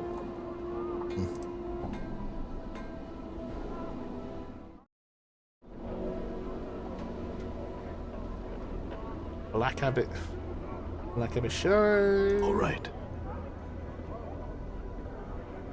Some more prostitutes. Horns for trees. This ash covered tree looks like it's suffered greatly since being transplanted here. You see a tired-looking, sorrowful old man who is gazing at the ash-dead tree in front of him. He's mumbling to himself and tapping his chin as if trying to figure something out. Occasionally he shakes his head, sadly. Greetings. He seems momentarily startled as if you interrupt his train of thought. He speaks in a calm, unhurried tone, but one full of sadness. Oh, greetings to you too, friend. How does this day find you? It finds me well. He smiles, but sorrow still lies in his eyes. That is good, friend. I hope your good fortune continues. And how does this day find you? He shrugs slightly and prefers a bit of a smile. Fortune finds me well, though I'm saddened just the same. Why's that? He pats the tree beside him. It's the trees here in the hive. They're dying, friend, and no one cares. Seeing the look on your face, he holds his hand up as if to silence you for a moment. It may not matter to some, but it's important to me. I feel it's a shame to see the last tatters of life and beauty in this ward left, uncared for to die. Do you understand that, friend? Yes, you're right. It is a sad thing. He seems surprised and blurts out, Really? Oh, I mean, wonderful. Perhaps you would... He pauses, then seems suddenly suspicious. He recomposes himself, speaking in his usual slow manner. In any case, that's good. I suppose you have some questions for me now? No, just not yet. What is it you were going to ask? For the first time, the man seems genuinely happy. Beaming, he explains, it's difficult for anything to survive here. Just look around and you'll see what I mean, friend. I'm not sure if it's possible for the trees to thrive here, even if they were to get enough light and water. Go on. He nods enthusiastically, but if enough people care, really want them to live, they'll turn green again and flourish. What? That makes no sense. He smiles knowingly, shaking his head. You're new here. I can see that now. You don't understand how things work in Sigil, friend. Belief is everything here. Everything. Could be right. I am right. I'm certain of it. A sense of conviction surrounds him like an aura. He seems so unlike the man you first spoke to. And that's all I'd ask of you, friend. Just care for them. Hope for their recovery. In time, if enough people want it, it will come to pass. Can you do that for me, friend? Truth, lie, and... Let's be nice and save the trees. Yes, I'll help. Excellent, my friend. Excellent. I thank you. You've given me back my confidence, my purpose. Perhaps I can find others like you who listen. Perhaps we'll make it different. What about your companions, friend? You speak to them on my behalf? Mort, what do you think? Yeah, sure, Chief. Sure, whatever you say. I'm serious, Mort. Can you make an effort? Mort looks at you for a while, silently nods. Yeah, I can. If it's that important to you, I'll do it. Thanks, Mort. Farewell, Mourns for Trees. Yay! Collector? Ooh. What's he collecting? This man is draped in filthy, tattered brown robes, a long hood concealing most of his face from view. Greetings. You see his eyes narrow beneath his hood. He takes a step back. What do you want? I had some questions? He raises an eyebrow. I have some for ye. Like, what do ye want to know, and how badly did ye want to know it? I'm looking for a man named Farod. Look around ye, Cutter. I don't make enough jink to go lighten up the dark for nothing. It'll cost, it will, if you want the chant. Throw him 5 coppers. He says he's going to swift... There's the intent. Talks on swiftly. Ask. I'm looking for a man named Farod. Farod? What about him?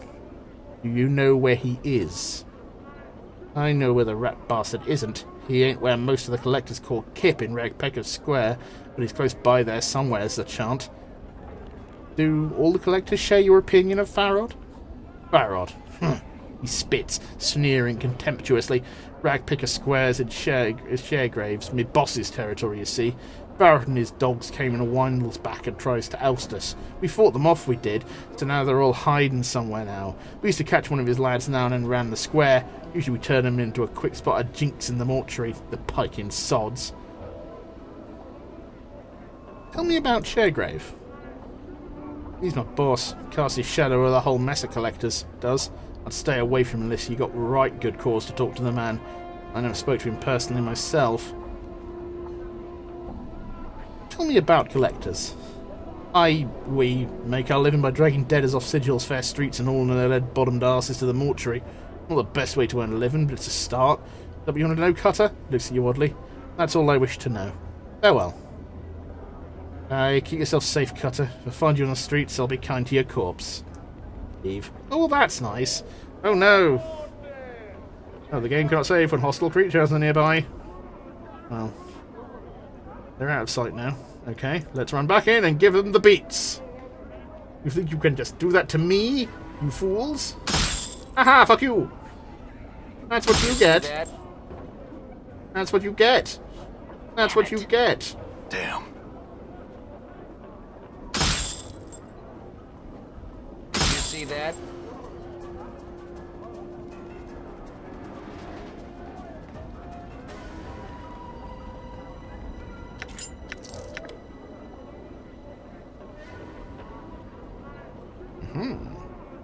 Have you got the kit?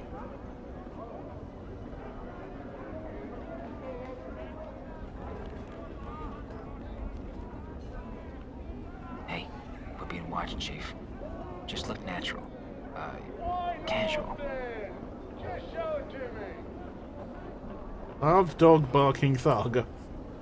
Okay! It's making barking noises. That's very random. Okay. Yep.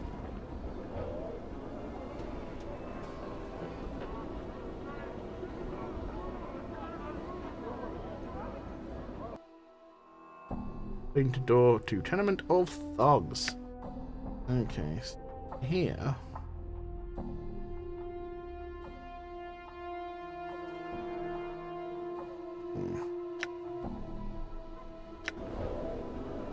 Because I'm not really sure where here is in relation to... These barrels probably to catch rainwater. The only thing that fills them is dust. Or harlots. These furnace pipes are pumping hot air out of the building.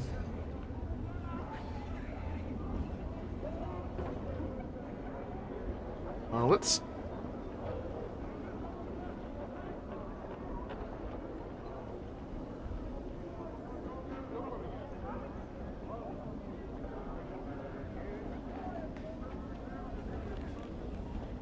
Alex.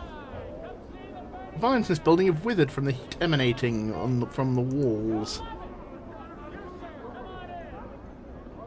Now is that the mortuary? Come on in, buy a drink. See the burning man. He's on fire. You've got to see it to believe it. Ah! More people done it.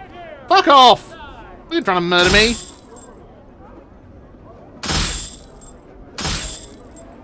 see that?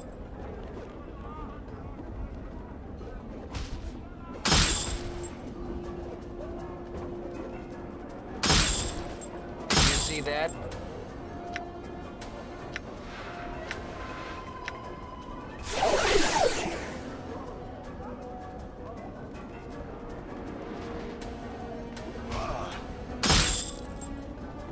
I'm hurt. Yeah, I know.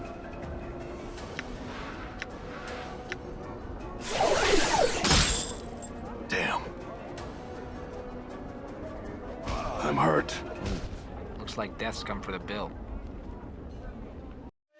And Feels like I've been through a shredder.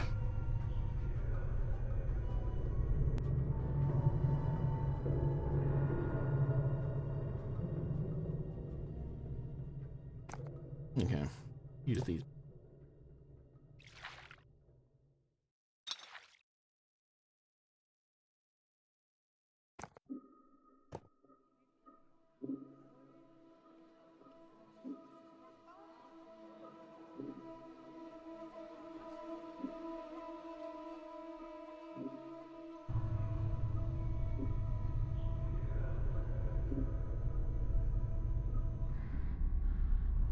I'm gone.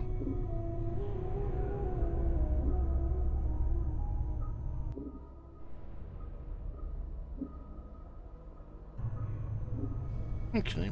What happens when we go out the front door? Oh there, hold! No, no, I'm not holding. Go away. Go away. Go away, no. No, no, no, no, no. No, no, no, no. Uh-huh. Woohoo. We're running really fast and you can't stop me. Ha ha. Oh, the hell. These guys are a bit... okay. They look slightly terrifying. Large.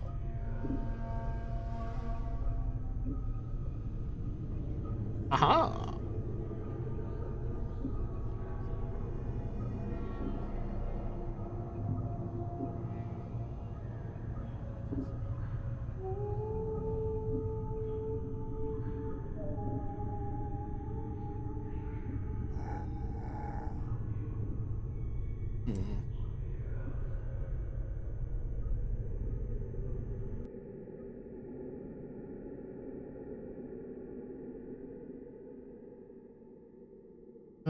Not seem to be.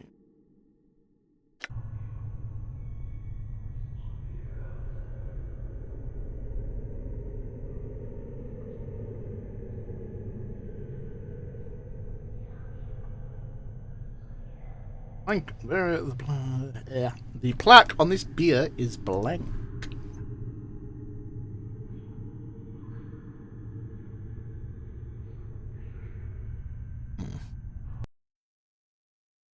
So there don't seem to be any stairs down.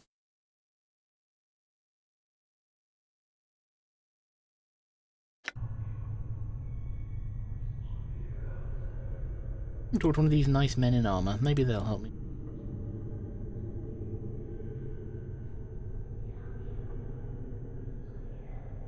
Before you is a giant skeleton and an ornate bronze armour. The armour has been bolted onto the skeleton's frame and a series of elaborate symbols have been carved across the breastplate. You wonder where the skeleton came from. You weren't aware they made humans of this size. The huge blade in its hand looks like it weighs as much as a wagon cart. Leave the skeleton alone then, eh?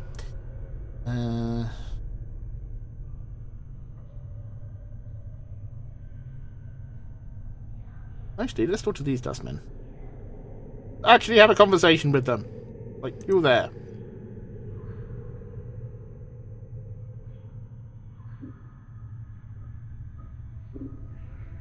Ooh, state your business. I seem to have gone turned around in these halls. Are there any guides here around who can direct visitors? The dustman frowns. He seems skeptical. There are guides that can direct you in the antechamber. Do not wander the mortuary unescorted. Thank you for your assistance. I will speak to the guide. What are you still doing here? Well, I'm trying to find the fucking antechamber. Oh, there it is. There we go. Nice. Wondrous. And we're out. Okay, now where is this in comparison to everywhere else I've been? Aha! Okay, so...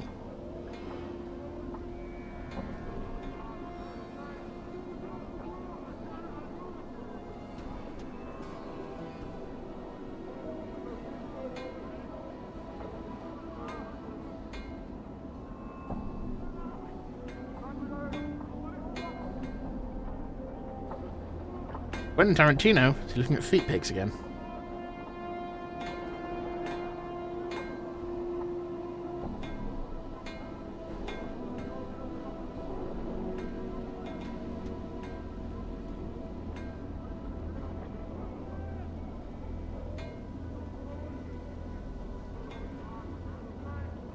The Obsidian Monument has a name chiseled on them. Names chiseled on them. A man before you looks to be middle of height and years. He is stout, with a thick, bullish neck, and his shoulders are hunched, as if a great weight is pressing upon them.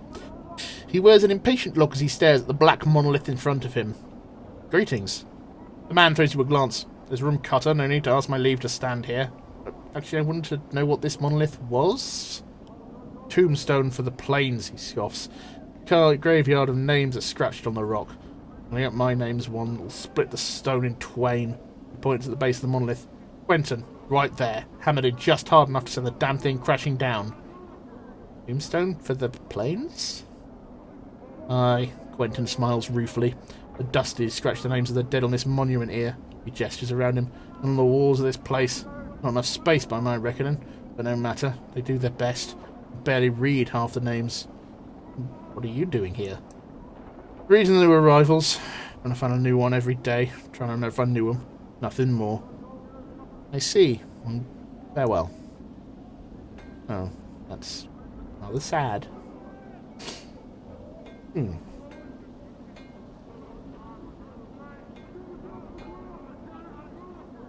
the sender. But they're not asking anyone to buy Moradin's ham.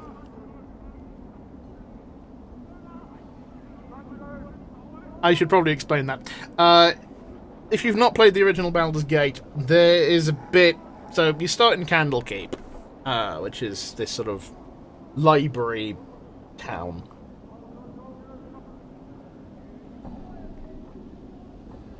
And there's various sages about doing ambient chanting stuff. It's the whole thing where you get the Lord of Murder shall perish, but in his wake he will leave a score of mortal progeny, blah blah blah, you know, the whole so saith the wise Orlando thing. But there's also the propensity for dwarves to say the thing. Okay, now we're running somewhere. Buy Moradin's hammer. Moradin being a dwarf god in the Forgotten Realms. However, when playing Baldur's Gate, I did not know of Moradin being a god. Plus, the way they said hammer, with the accent they were going for, basically it ended up saying, buy Moradin's ham. So, I thought that basically Moradin was a guy who had his own brand of ham, and he was selling it, and that was someone advertising for him. Like I said, I wasn't very bright. Gathering Dust Bar. Okay, we mayhaps find some information Chief, here. what are we doing in here? Let's say we just give this place the laugh, alright? Dust Bar. It's the Dustman's Bar. Mordai Gravesend, Seer the Skeptic, Normochi, awaiting death. I'm gone. These gates are made of a featureless black metal. There doesn't be any way to open them. This looks like a mirror, but there's no reflection of the bar on it. Zombies. So Emmerich is the guy who was trying to find Farod.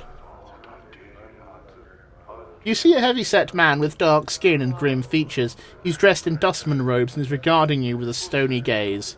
Greetings. You have the look of one lost.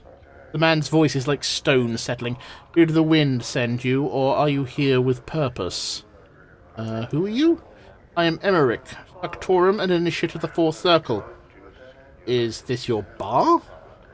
If you measure ownership in copper, it is not my establishment. If you measure ownership in spirit, it is mine.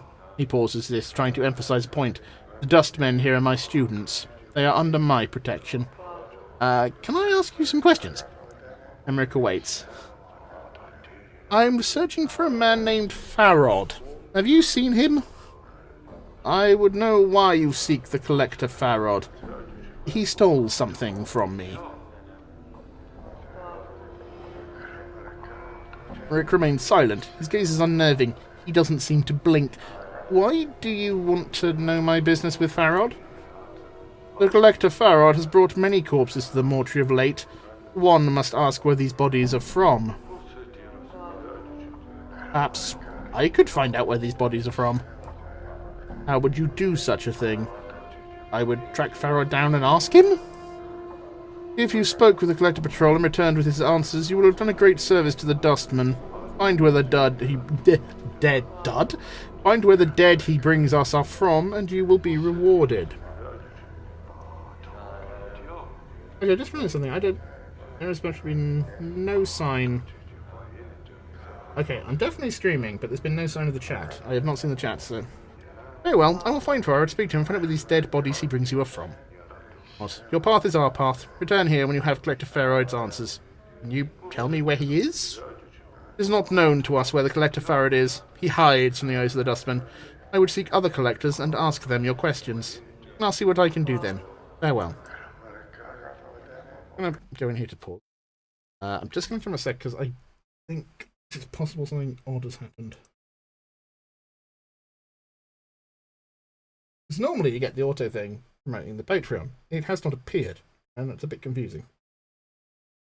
No, it should be there.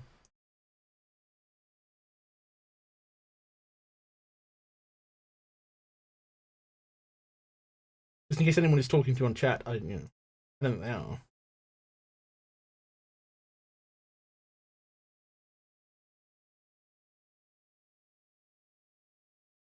Come on.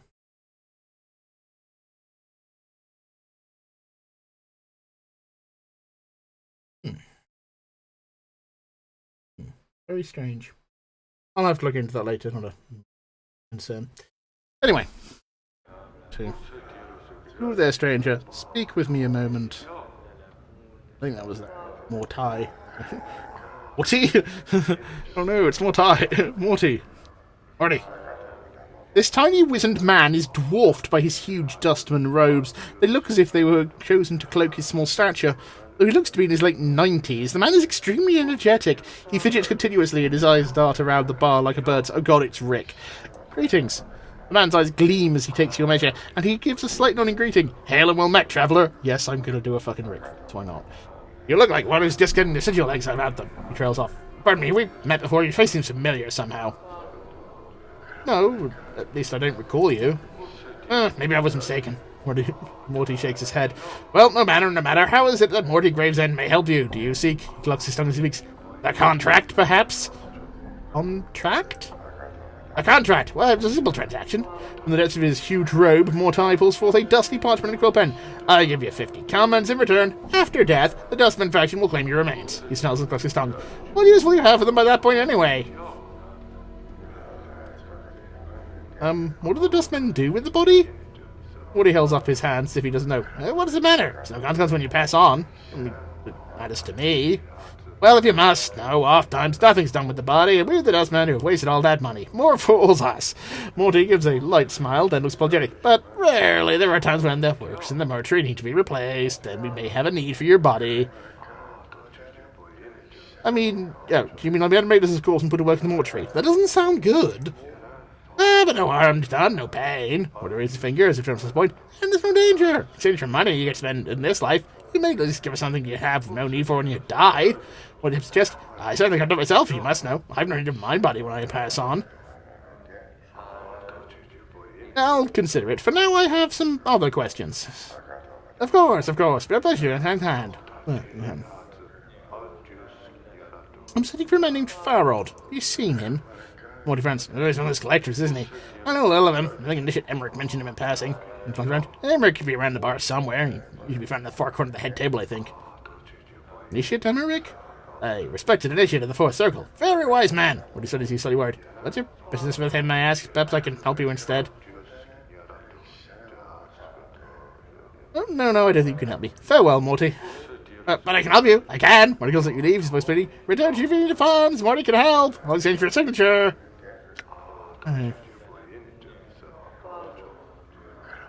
Okay, who's walked to me? Is just this random one here?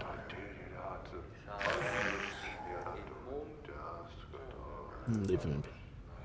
Perhaps another will be here soon.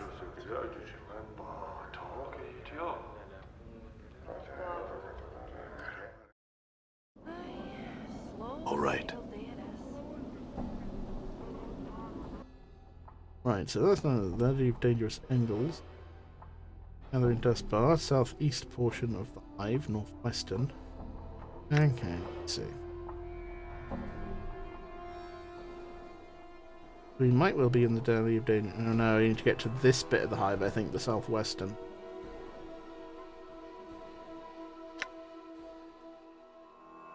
Go through the southeastern and then go west.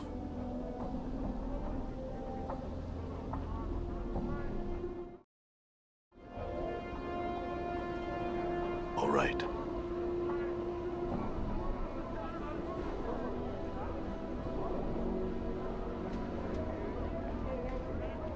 No, yeah, there's a fucking hive thug. There's a Barrett. What?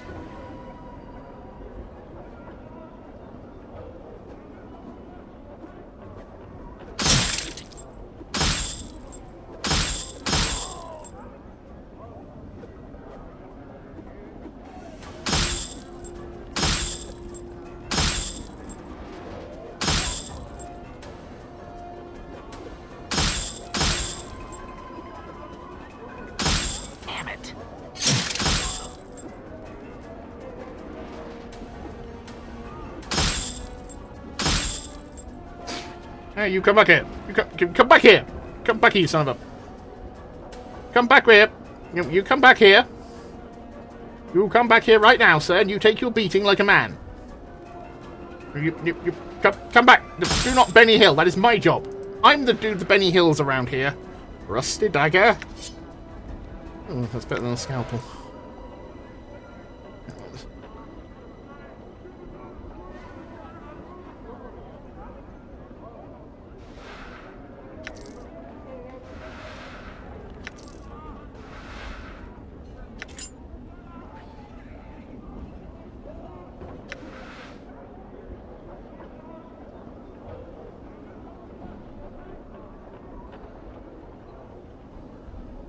Oh god, more fucking thugs, Jesus. Ooh, a weird centaur person. Barrio. Much of this creature's body is a combination of man and ram. His head is a mix of sorts with a broad flat nose, goat ears, and a pair of curling horns. Intricate designs are shaped in his dirty pelt, and a massive four-flanged polearm hangs from his belt harness. He doesn't seem to notice you. Greetings. He turns to face you with startling speed, his eyes dark and suspicious of you. His voice is deep and rumbling, not quite human and heavily accented. What do you want, two legs? His hand is close to his polearm. Only to speak with you. I had some questions. He seems to calm down. His hand drops away from his weapon. He still keeps a certain distance from you, however. What do you wish to ask me?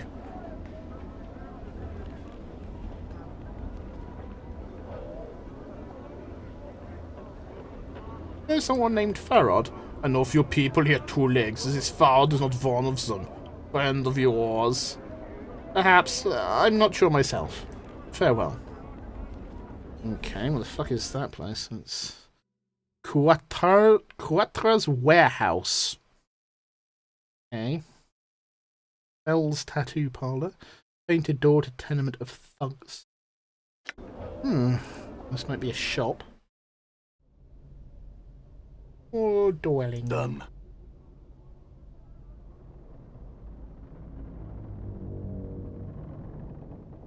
Moving from box to box, this man seems totally immersed in counting boxes and scribbling results down on a piece of parchment. He looks annoyed when you interrupt him. What's it now? Can't you see I'm taking inventory? Go bother someone else. Oh, I didn't mean to opt. Farewell. Okay, maybe not a shop. Never mind. What was a tattoo parlor? I know you can get magic tattoos here, and this will give you like stats bonus. All right.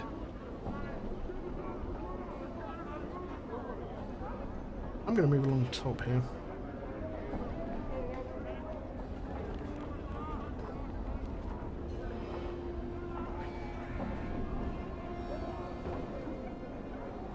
Have you got the kid?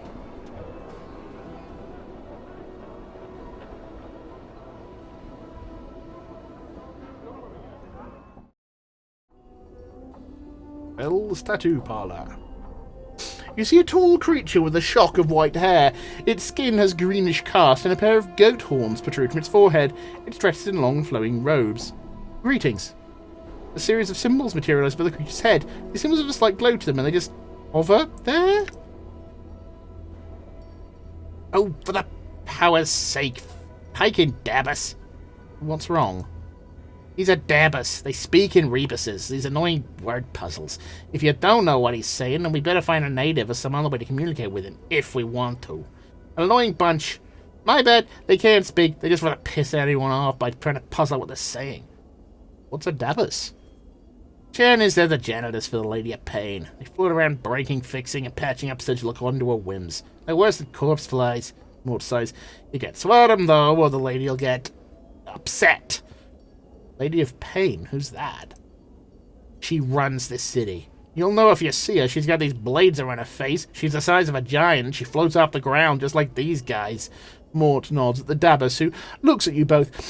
Nobody knows much about her. She doesn't speak much. All you need to know is you do not want to make her angry. See her? My advice? Run. Wait, hold on a moment. You said Dabus float, right? This one's walking on the ground? Mort glances at the Dabus, his eyes widen. Aha! I knew you goatheads could walk. I knew it! Mort turns gleefully back to you. Ha! This one must not be aloof enough to get off the ground. Maybe so. The Dabus waits patiently, its hands tucked into its sleeves. A series of symbols materialize over its head, then dissipate and a question mark appears. Try to strike up a conversation, see if you can translate what the Dabus is saying.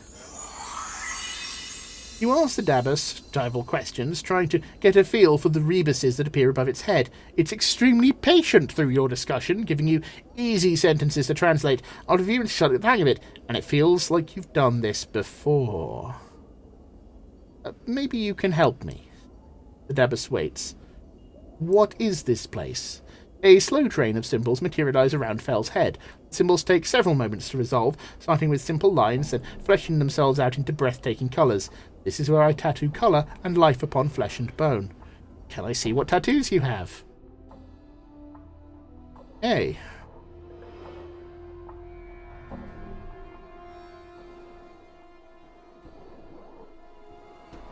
Okay. Okay, so he will not take any of my shit. It's annoying. And I cannot afford anything he's offering.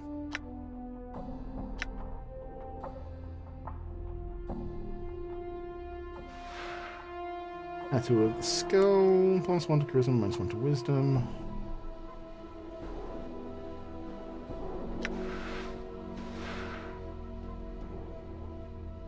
Echo plus 1. Damage. Plus 1 damage to all attacks. Plus 1 to strength. 2 to strength, use long bit fighters. Tattoo of insight, plus 1 to intelligence. Tattoo of revelation, plus 2 to intelligence, used only by mages.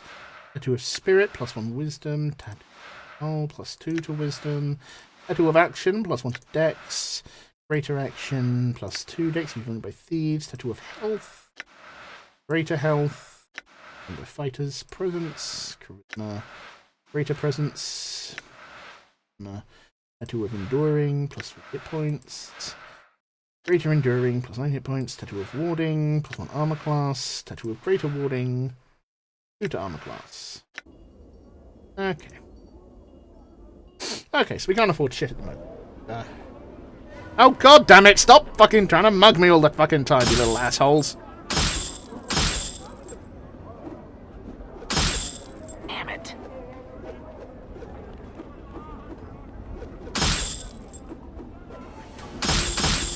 Damn it.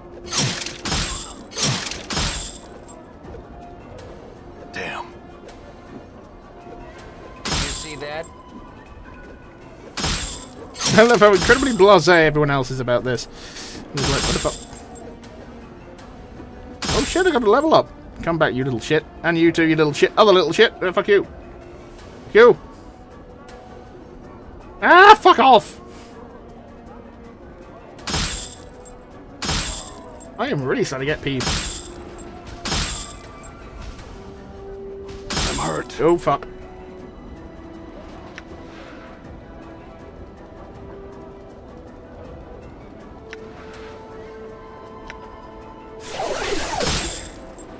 I'm hurt.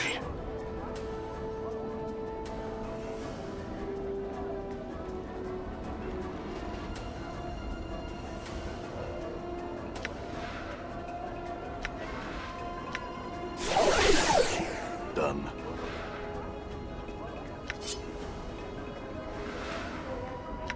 Dirty rat charm. You dirty rat. Plus 10 to stealth, 10% stealth, plus 5% pickpocket. Yeah, this was back when thieves' skills were percentiles, as opposed to just a skill. Oh, This cranium rat tail charm is particularly filthy and smells faintly of vomit. Yeah. Cranium rats are a thing in Planescape. They are very smart.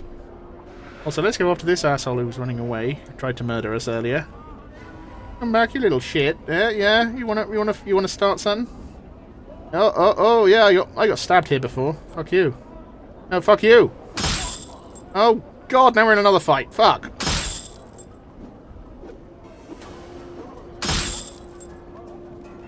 No, guys. More. Take him in one at a time, boys, one at a time. You see that? We're being watched, Chief. Just look natural.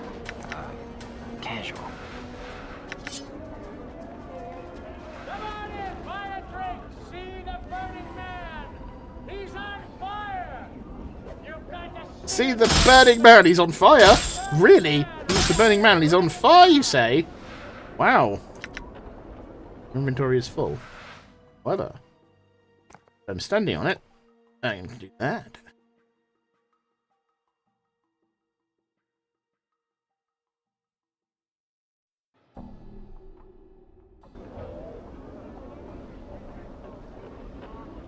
Oh, for fuck's sake.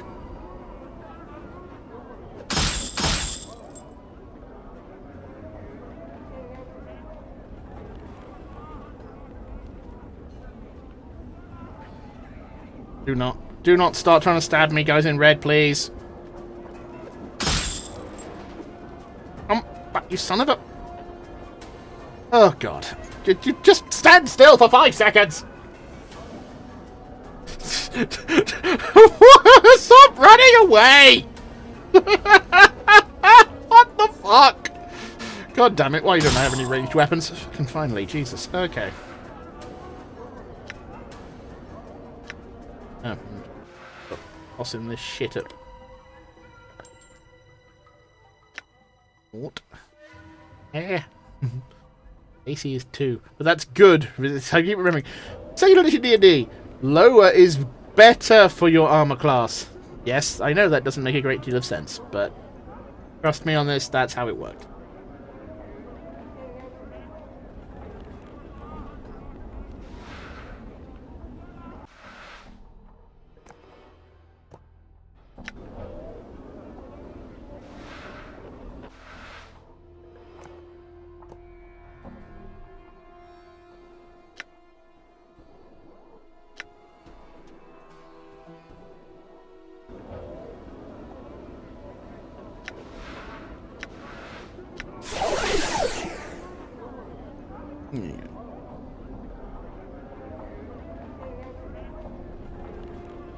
Double AI.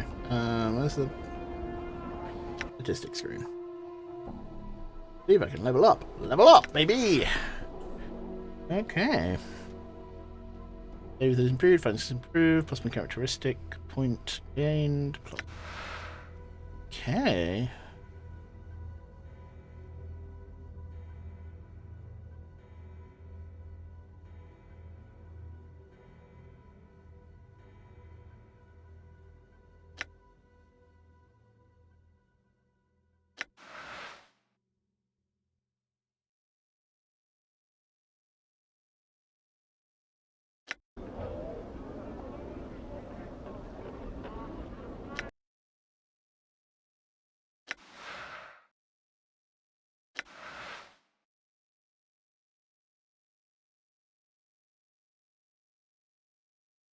Efficiencies on unused slots, but I think I need to get someone to train me, and that reminds me actually.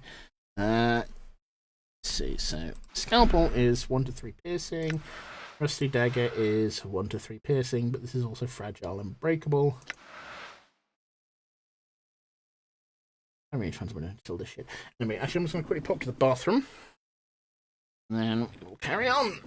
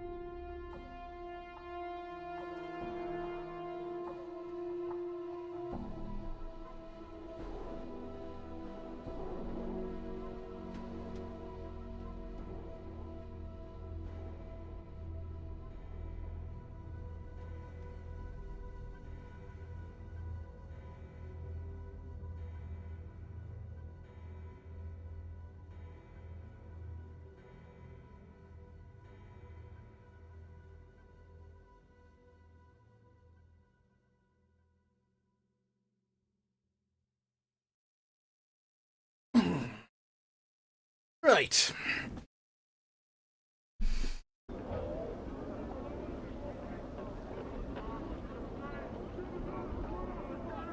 Going past these prostitutes.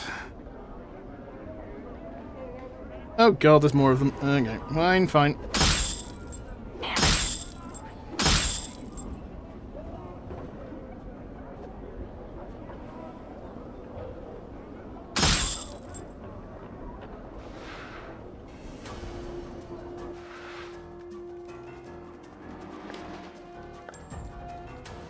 Where is Mort storing those things is what I want to know.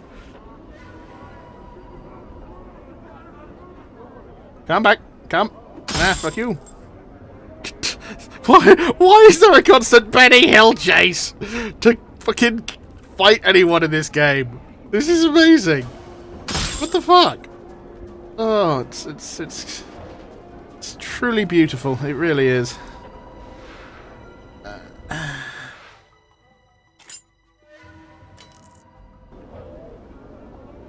Okay, where's the other guy gone? You, come here! Come here! Come here!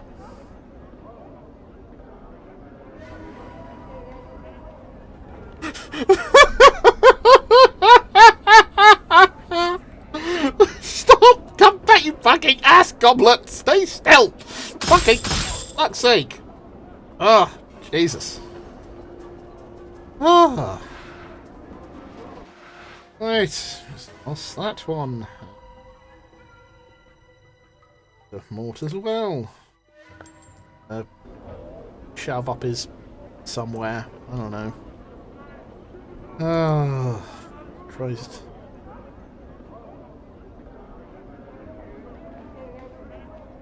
Have you got the kit? We got Kip, the Kip. We got Kip Sabian with the box on his head.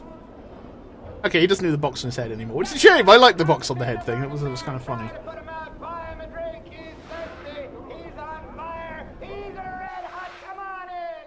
Come on in. See what I mean? Yeah, there's a burning guy in the pub. It's just, yeah. It's just... Look, I don't know. It's Sigil. Crazy place. Crazy place, baby. Right. Now finally killed everyone who was trying to murder me. This appears to be a gutter of some sort. It looks as though it has seen little use. Okay. This, I think, should lead us to the southeast, which is where we want to go. Done. World map. Yes, we are in the southeast, where we wanted to.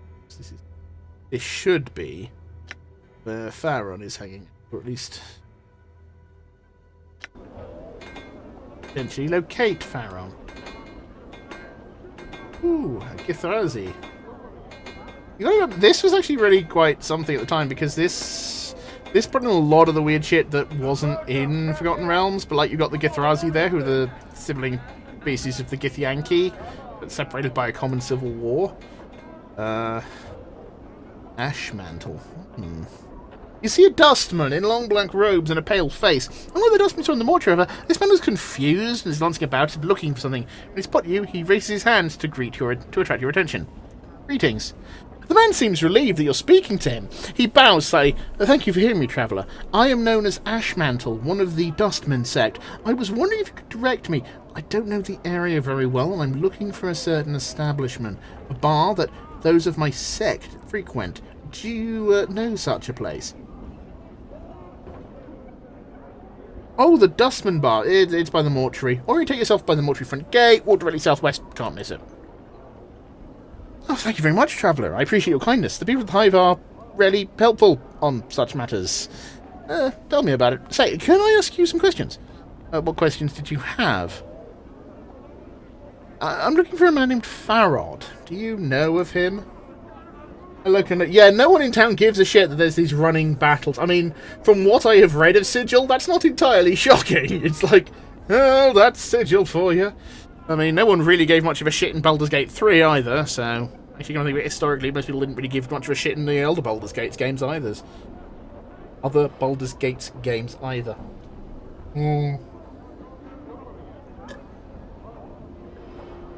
I'm sorry, but that name is not known to me. Not a problem. Farewell, Ashmantle. The Dustman nods and gives a final bow. Thank you for your time. Certainly. Farewell.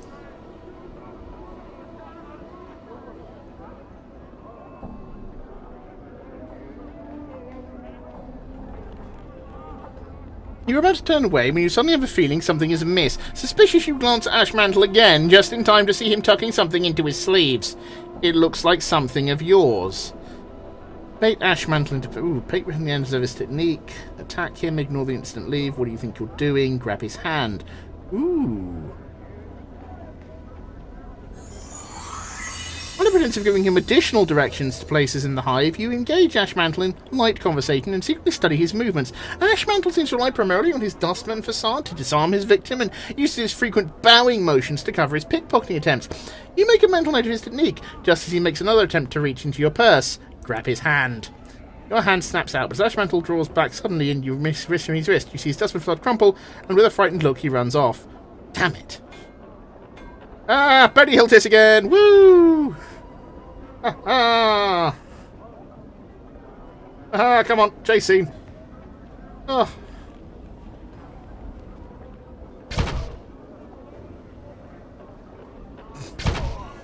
Damn it. Oh no, there's another guy. Fuck you, other guy. Right, so that. Ooh. And hopefully I got my money back. Yeah, I got my money back. And a better knife, I hope. How is the jagged knife? 1 to 3 slashing, speed 2, proficiency edged. I don't really have proficiency with edged. Is the issue. Well, it is a very pretty knife. It's probably quite good. I'll sit over to...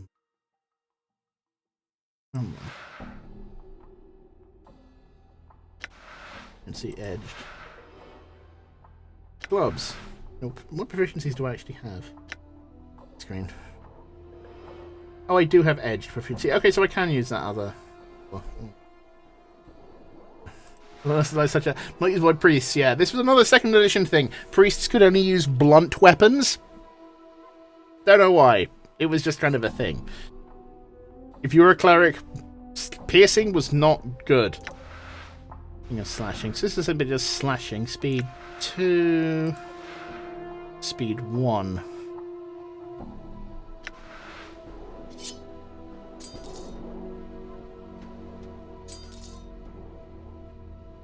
Bit of that.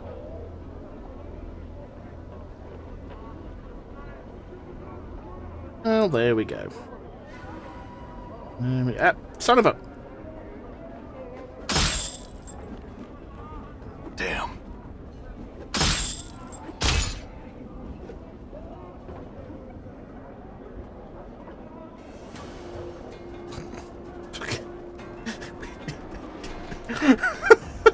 I seriously need to get proficient with ranged weapons, just to try and reduce the occurrences of. Listen, come. You're going into the user interface.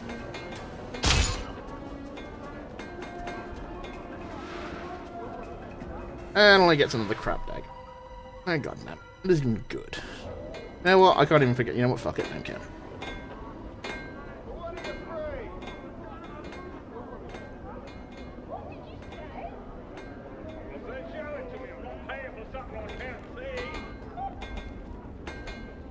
There's only trouble to ask what's the deal with the skullhead thing. That's Mort. He's a floating skull. The start of the game is you waking up in the mortuary. You can't. Basically, you come back to life whenever you die. You can't die permanently for some reason. There's something cursed about you or something. Mort is a floating talking skull. That's it. He bites people and insults them. And he talks like this. But yeah, we don't actually know what his deal is. There is no race in D&D that is, I'm a floating skull. Steel finer than a godsman's blade. Yeah, Planescape is a strange game, but then Planescape is a strange setting. So, kind of fits. This dour-faced old fellow seems to be selling various hand weapons. Ah, come on over then. Come to see my blades, have ye? Yes, I have. I'll also sell some of this shit to you while I'm at it. Dagger, earring. Stick dagger.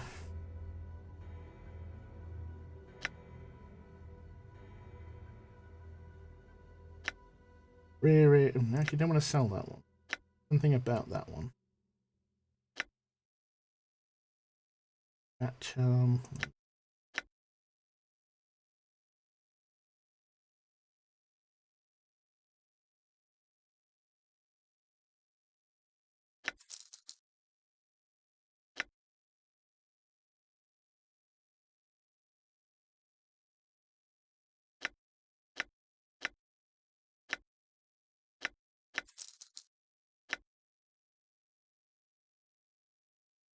So, what can I buy? What does this guy have for sale?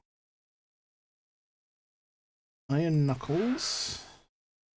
A proficiency fist. Iron Knuckles that slip over the fingers, giving your fists an extra oomph they need to deliver bone-crushing punches. Will that be useful if I find any skeletons? More. Hammers. High quality green steel knife, 1 to 4 piercing. Green steel dagger. 2 to 5 piercing, edged weapons. Okay. Relax. Efficiency axes.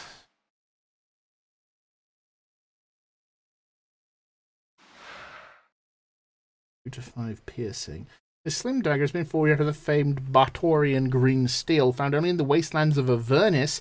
This particular green ore can be tempered into metal much lighter than normal steel. In addition, green steel weapons tend to retain their remarkably fine edges and are capable of dealing out more damage than their standard counterparts. Okay, yeah, we will be getting that. Mort can't really carry anything, and we'll also get 2 to 4 crushing fist. Get that, because that's probably going to be... I'm going to get that because it's also going to be more useful for if we...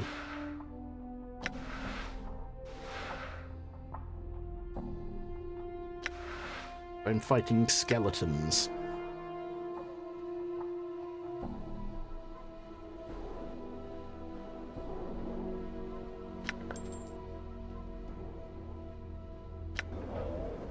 Mm-hmm. Right, so... there, green steel dagger in as a standard weapon. I got the pry bar still. He bites people, insults them. Yeah, I mean, he's literally a floating skull. There's not a great deal else he could do combat-wise, except for the occasional headbutt, I suppose. Watch these delightful creatures spar and dance. Hooray. Fuck, lim. Can't afford to get cut off. A crude wooden cart. Looks like it would fall apart if anyone tried using it. Sigil don't sleep, so in case he laggards. Braddock.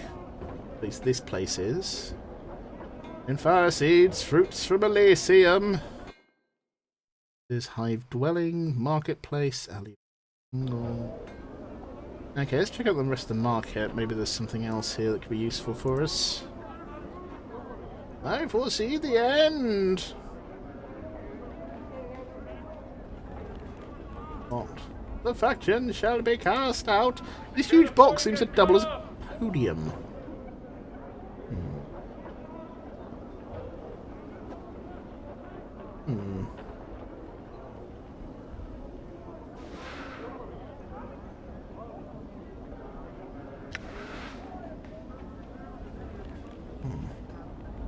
Container is locked. Jellied Hydra eyeballs in aspic. Give it a try. It's delicious.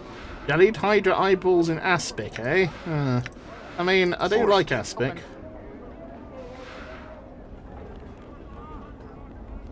Not much there, but hey, I'll take what I can get.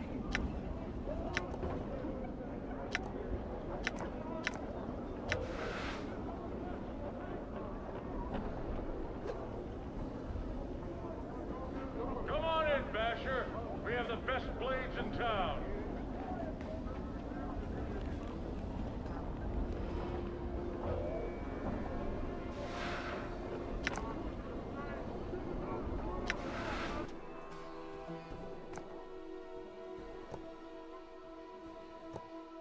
Oh, rags and cleaning rags are two very different things. Okay. We are sorting our rags by type, god damn it. Ooh, why do I get the feeling he's about to try and attack me? Oh, no, he's just walking off. Okay. Prior of Essanon. Essanon, I mourn thee. Streams of tears have carved channels down this man's dust-covered face. He looks to be a monk or a holy man of some sort, but the dirt covering his body makes it impossible to see the man beneath. He is chanting and rolling his head back and forth.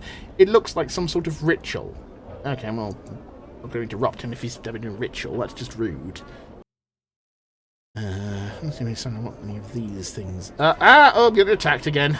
Of course I am. What the fuck? Dude, what the fuck? Yeah, thank you. Just... There we go. Ah, no, don't use the fucking pry bar. You shit with it.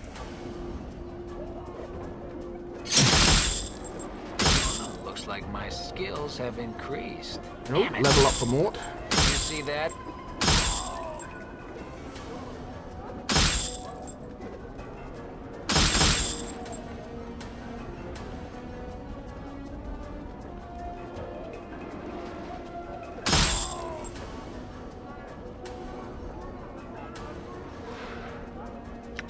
I will take that, sir.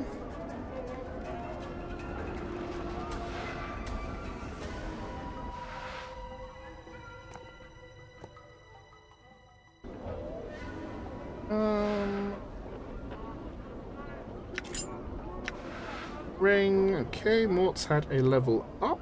Let's level him up.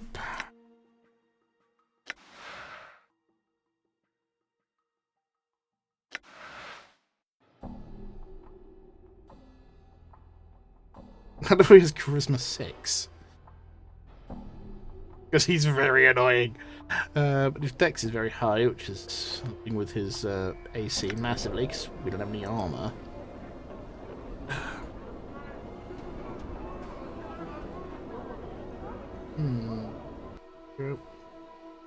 Office of Vermin and Disease Control. Oh god, of course I must want to backstab us. Okay. No. He's running away. Just focus on the ones who aren't running away.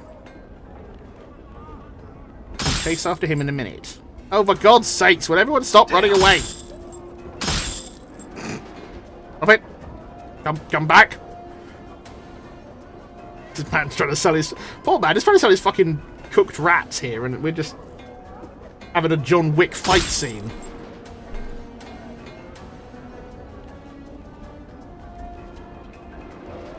God, imagine if they did a Planescape movie. That would be fucking cool. Like, it wouldn't necessarily have to be an adaptation of Planescape Torment. You could just do, like, something set in Planescape.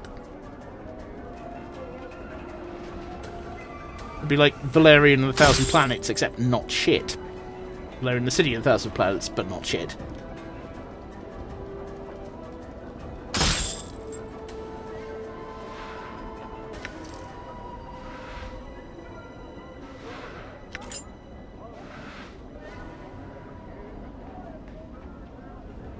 Okay.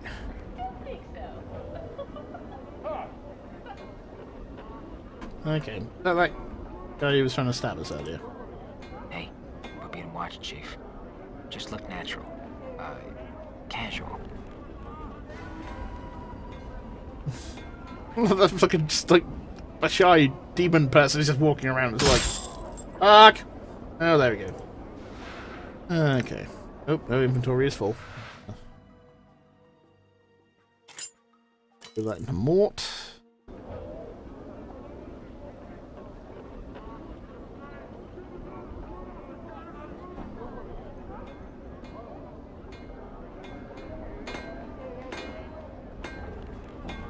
Let's go to the Center of Vermin and Disease Control.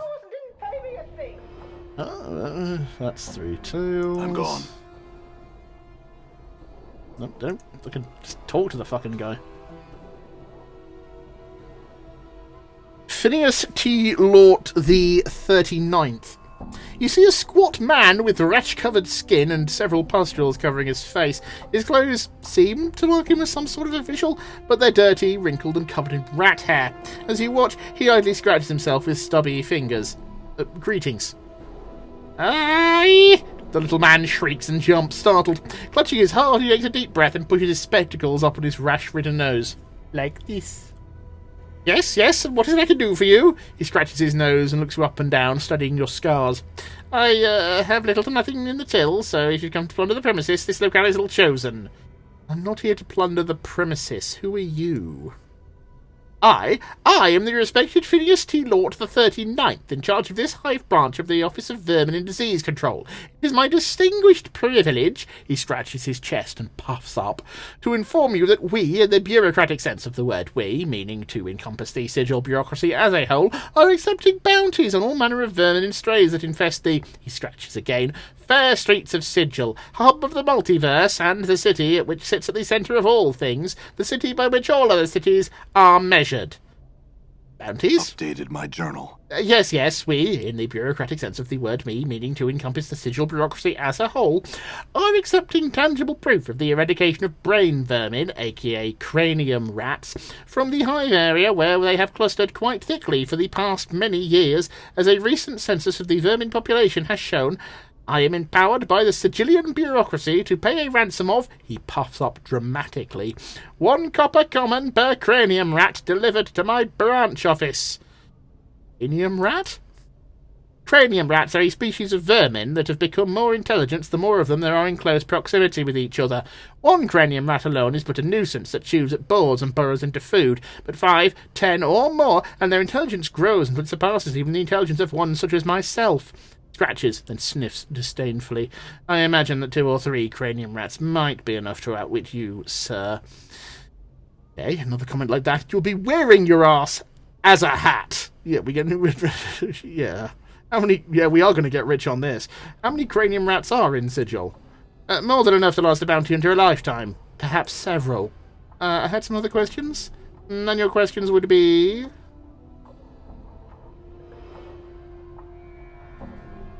Tell me about these cranium rats. Oh yeah. Tell me more about the cranium rats. more they are in proximity, the more formidable they become. Some gain the ability to cast magical spells. They can resist magic effects hurled at them, and they can employ some cunning tactics. Nut pushes his spectacles up on his nose. As you understand, we are anxious to reduce their numbers in Sigil. I see. Well, thank you for your time. Farewell. Okay, so if we kill some cranium rats, we can... Oh, and I'm being attacked again! Fucking Christ!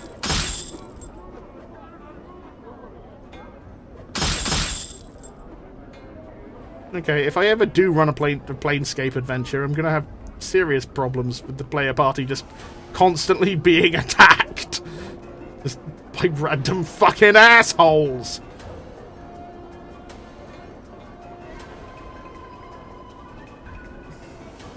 Oh, having a dramatic marketplace chase sequence, knocking over stalls and barrels. You see that? And the random shitty dagger. Oy vey. Oh, I haven't actually put the this down. Yeah, have I?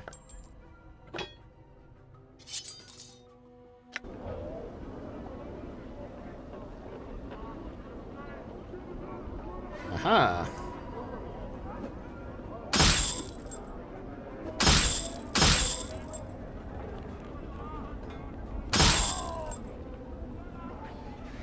Money, money, money.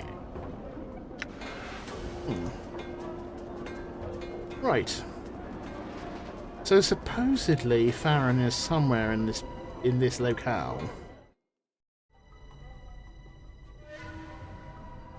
Braskin. Who's Braskin? In a loud booming voice, Braskin asks, "What in the name of the abyss are you doing in my house? Leave now before I make you even more ugly than you already are!" Farewell. Okay, he was not here. All right.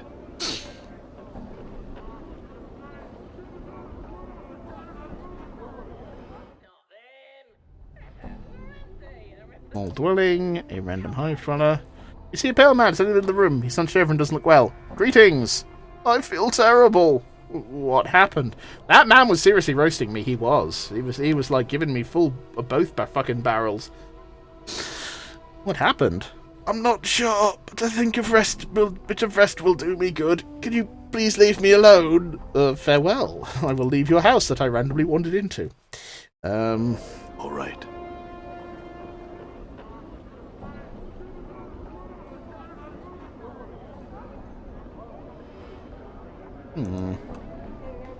They said it was somewhere to the south. That doesn't necessarily mean it was in the southwest, because there is another section. Come on, just a peek there. Don't think so. Rascal's Kip, Hive Dwelling, the Marketplace, Center of Famine and Disease Control, Hive Dwelling. I'll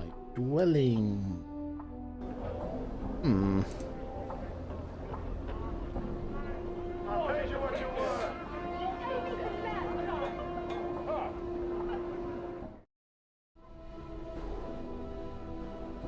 This random lady might know something. You see a plump woman going about her chores. She doesn't notice you enter the room. Greetings. What are you doing in my house? Don't you have any manners? You can't just go around entering people's houses. Oh, I'm sorry, I didn't know anyone lived here. Well, now you know. Please leave now and close the door on your way out. I have many chores I need to finish, and I don't need any more interruptions. Farewell. All right. Okay.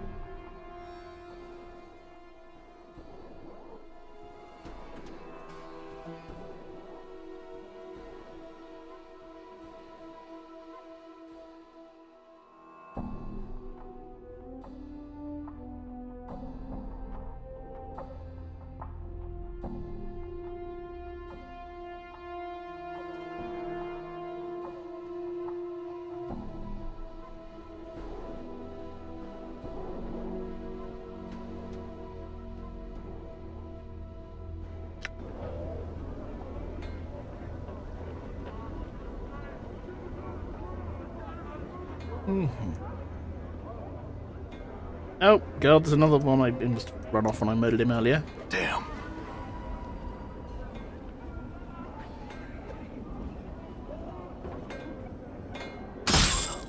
Ah!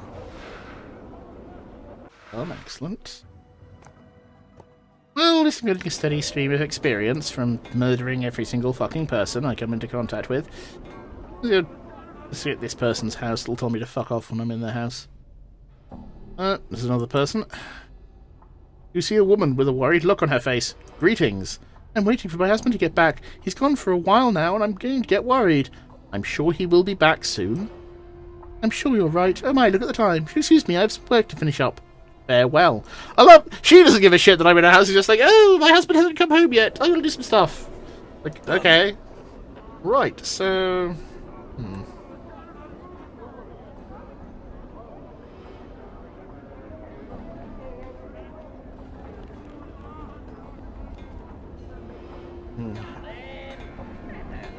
I'll pay you what you're worth.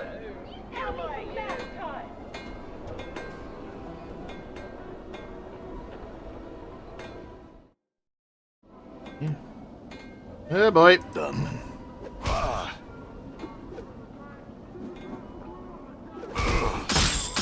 Ah, fucking hell. Okay.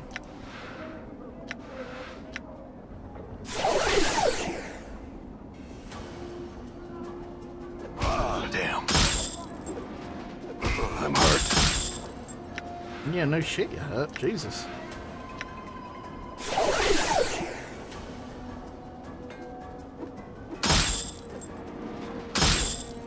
You see that?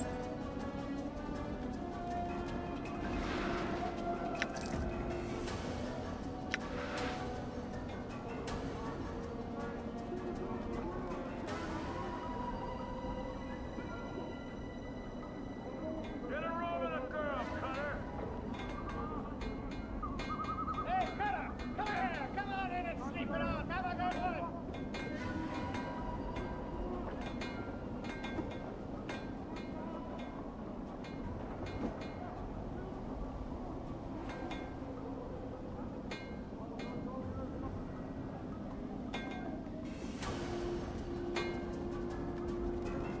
Aha.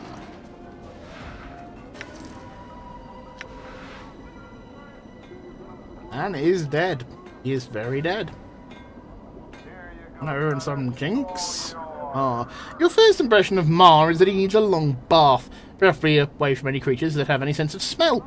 You can almost see the stench wafted from his body in sinister yellow tendrils. He motions towards you frantically in an effort to get you to come over and talk to him. Approach this person and hear what he has to say. A look of excitement crosses his face as you approach. Thank you for stopping. My name is Mar and I have a favour to ask of ye. I'm listening. 'Tis a matter of life and death. I must be delivering this here box, or it'll be me head for sure. 'Tis me bad luck that I twisted me leg, something fierce. So will ye help me out by delivering this here box for me? I'll deliver the box for you. This is probably a trap, but never mind. Mars slowly takes out a small box from within the recesses of his ragged clothing. For the briefest of moments, you see a look of regret cross his face. Then it is gone as he looks at you and hands you the box. A slight shimmer surrounds the box as both you and Mar touch it. A sigh of relief as Mar releases the box into your care. What now? This needn't to be delivered to Kuatara. He can usually be found somewhere down the southeastern section of the hive. Oh, unless you try to say I didn't warn ye. Whatever happens, don't open the box. And don't leave the hive with the box. Now be off with ye. I'll be back when I deliver the box. Farewell. Updated my journal. Okay, he did a totally not evil laugh. Nothing bad's gonna happen, I am sure. Where are we in the world map? Come on in! We are in the northwest.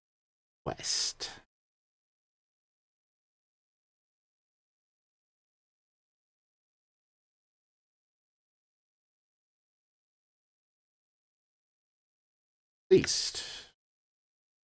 Flophouse Ragpicker.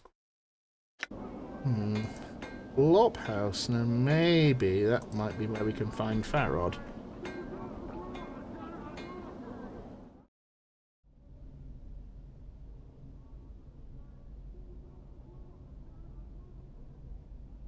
Arlo. You see a short, balding man standing in what serves as the foyer to this ramshackle flop house. His bushy brows are furrowed in concentration as he picks at what appears to be scabs on his large, bulbous nose. Greetings. The man doesn't bother to look up. Instead, he continues to stare cross-eyed down at his nose. Yeah, what do you want? I have some questions? Ain't that nice? He flushes you a sarcastic, yellow-toothed smile. And I'm sure you'll find your answers someday. But I've got me a business to run. Now, if you don't want a bed, then I suggest you pike off. Never mind, then. Farewell. I'll just ask some of these other people here. Now, this guy wishes a name, so therefore he might know something. You see an aging man in soiled and tattered clothes frantically pacing in the corner. His shock of filthy white hair sticks out in every direction. His face, encrusted with dirt and streaks of dried blood, is covered with grey stubble. Every few seconds he stops pacing and flails about suddenly, muttering and cursing as if assaulted by some unseen foe. He does not seem to notice your approach. Greetings.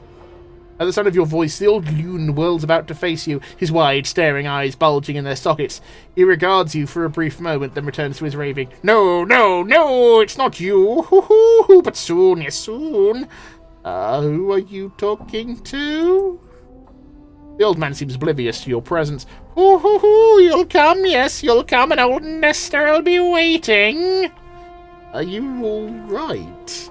No! Nestor's face turns beet red and his whole body shakes in protest. My fork! Can't leave without my fork! Hoo-hoo! Fork, fork, fork! Your fork? Fork? Fork! Fork! Can't go home without my fork! Nestor's frenzy reaches a violent crescendo. He begins hopping up and down maniacally, then suddenly stops, lowers his head, and runs headlong into the large wooden cupboard that turns against the back wall of the flop house. The force of the impact knocks the old man flat on his back. After a few seconds, he stands back up, a dazed expression on his face. Gone. Stolen. Can't go home without my fork. Stolen, you say? Who took your fork? Nestor stares at you for a long moment, then rummages through the pockets of his filthy tunic. After a few seconds, he produces what appears to be a dismembered ear. Judging by the stench and colour of the ear, you'd wager the old loon's been tossing it around his pocket for some time. You have my fork, don't you? Don't you? He holds it close and speaking to it. Bring me back my fork. Maybe I can help you? Waiting! Woohoo! He shakes the ear violently as he shouts into it. Until you bring it back, then I can go home! Right, I'll try to find your fork then. Farewell. Well, thank you. I really do enjoy getting to do some these sort of readings.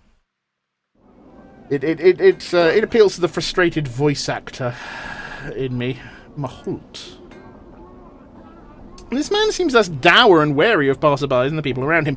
He moves with an upbeat gait, casually scanning the ground to either side of him as he goes. As you approach him, he does a friendly greeting. Greetings? Hello, Cutter. You see any deaders about? None nearby, no. I had some questions. Oh, too bad, he sugs. Had some questions, did ye? Ask away, then.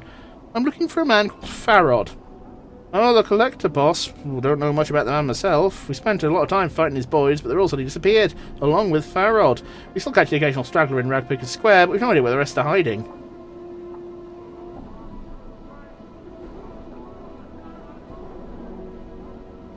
What can you tell me about the collectors? Aye, collectors, he indicates his ragged brown robes. These hero collectors' robes, Cutter. Any poor sod you see wearing these, me, for instance, is likely looking for deaders. Bodies to sell at the mortuary, he shrugs. Whatever it takes to get by in the hive, right? The collectors work together? He laughs heartily. Oh, hells no. We all dress the same, but it's only so many deaders to go around. We band up usually, and competing bands, packs, gangs, whatever you want to call them, aren't none too friendly with one another. Are there rival packs of collectors near here? Sure as sigils round. Most collectors in the hive call Kip in Ragpicker Square, dumped just north of the large gate. It's mostly run by Sharegraves ladders, though, since we fought off most of Farrod boys. Tell me about Farrod. I don't know much about them myself. We already did that bit. Does he have many men left? Well, he must, because we hear his lot's been real successful of late, finding lots of deaders and making lots of jinx off the dusties of the mortuary. Don't know how, either. We've been having trouble finding corpses of late. That's all I wish to know. Farewell. Farewell to you too, Cutter. He waves and walks off. Right. So... Cutter, come on, you don't want to sleep out here. It's cold. Come on inside where it's warm. Oh, that guy's still running around. Let's get him. Finish him off. Come on, you. No, ah, god damn it. The rest of them are joining in. Ah, fudge. Hold on, let's get this guy.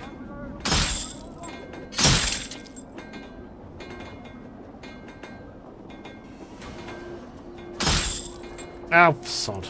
Fine, go with this guy. I'm hurt. Die.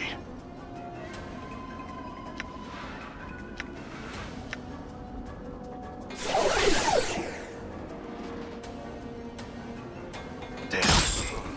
You see that? I'm hurt.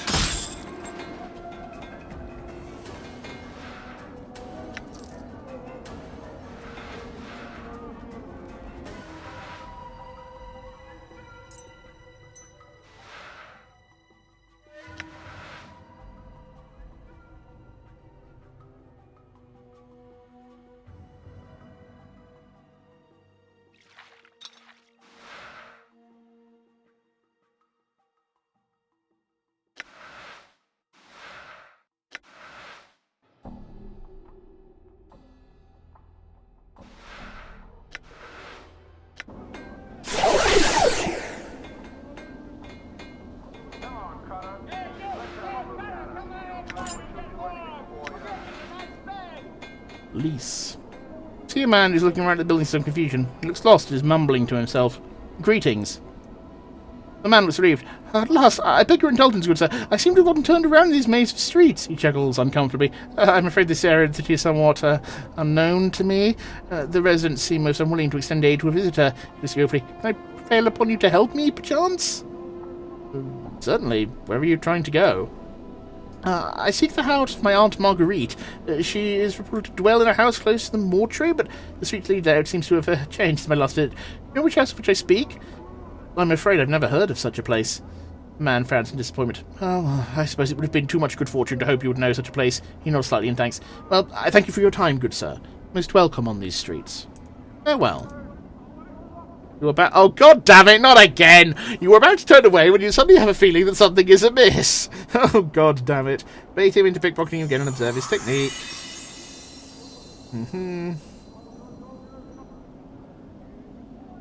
Yeah. You're not fast enough. You can grab it with a belt he bolts in the street. Alright then.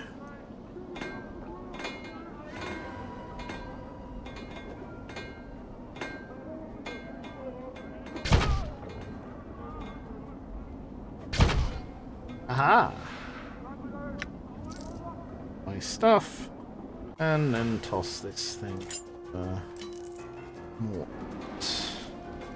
Okay, well. Let's go find. Okay, what's up here then? One thing, let's try and pull off this arsehole. There we go.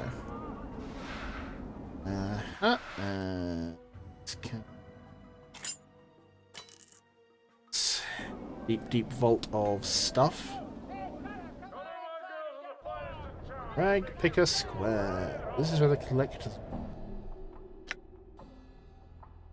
South from here, I might get that.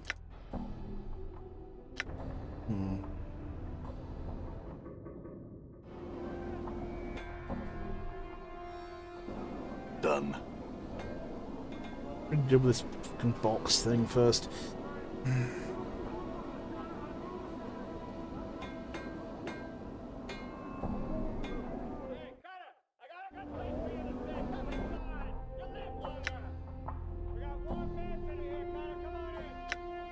Okay, need to go down there to the southeastern portion. All right.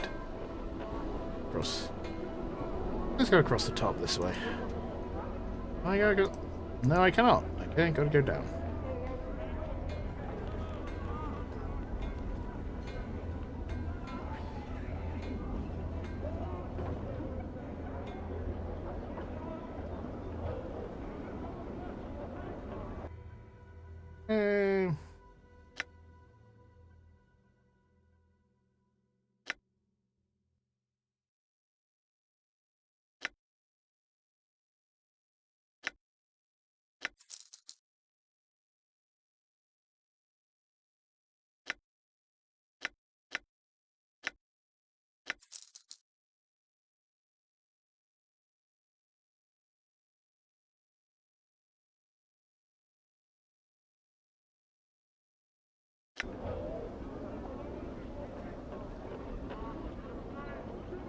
Merchant.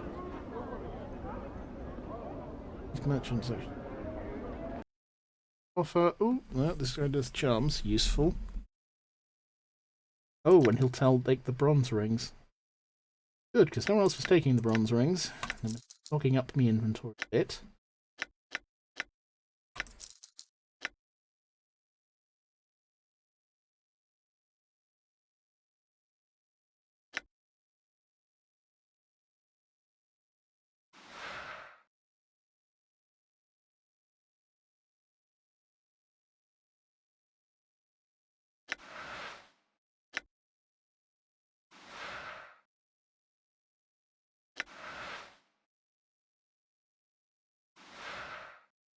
Usually only baggers at Githzerai. Hmm. I believe there is actually Githzerai companion in the game.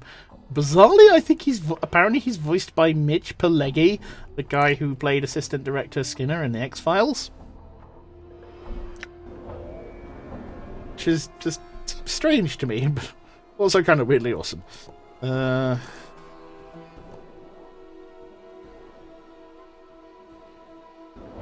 Can't afford to get cut off.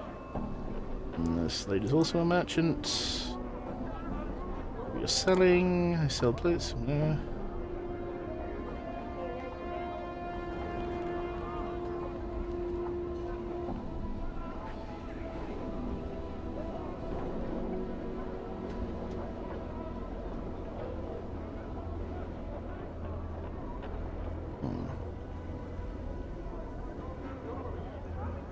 Yeah.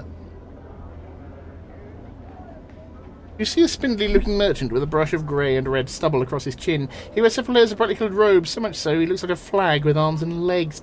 He's shaking slightly as you watch. Greetings.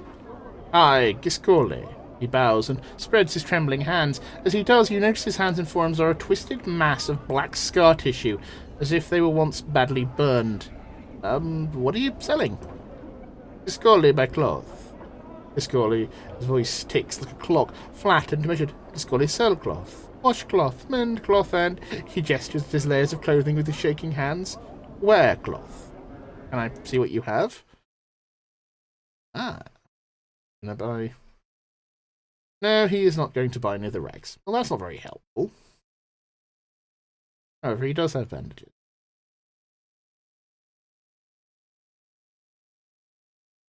So he sells rags, but he won't buy rags. That's just bullshit.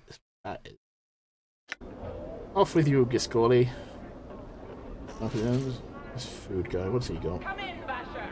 Look here, the finest Toledo blade.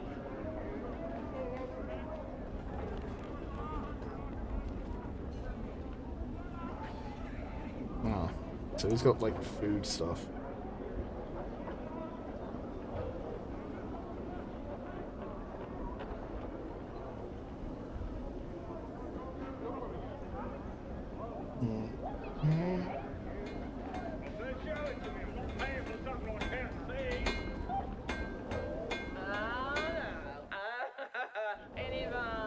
I'm gone.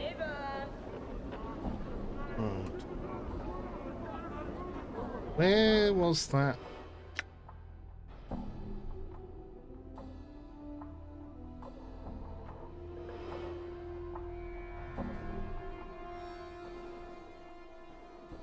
What? Oh, I think that's the warehouse guy. If I remember correctly.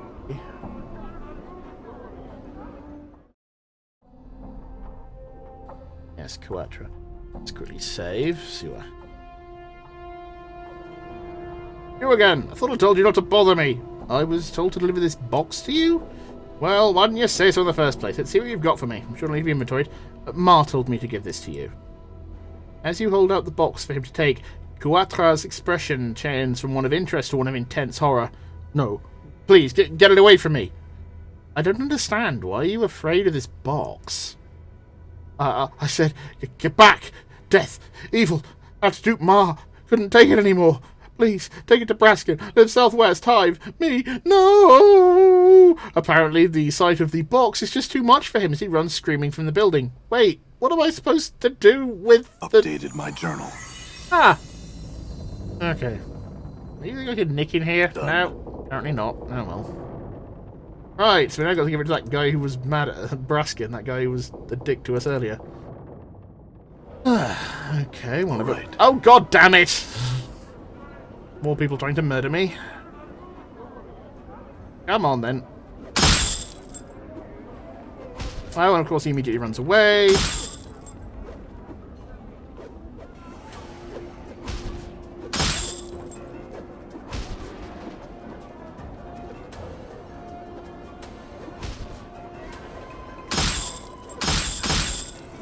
I'm hurt. Die. Yeah, I noticed.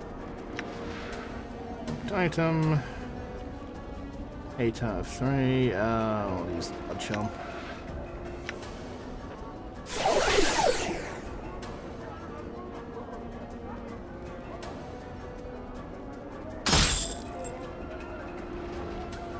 Damn it.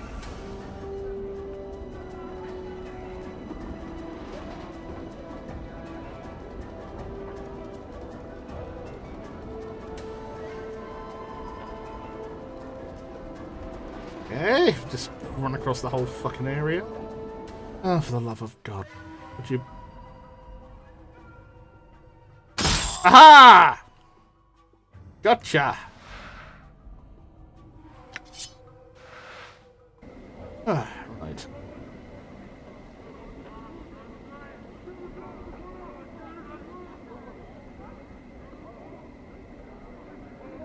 Okay, some cash there.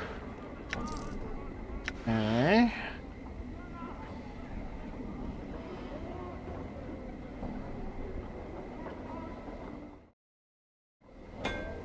Done. Right.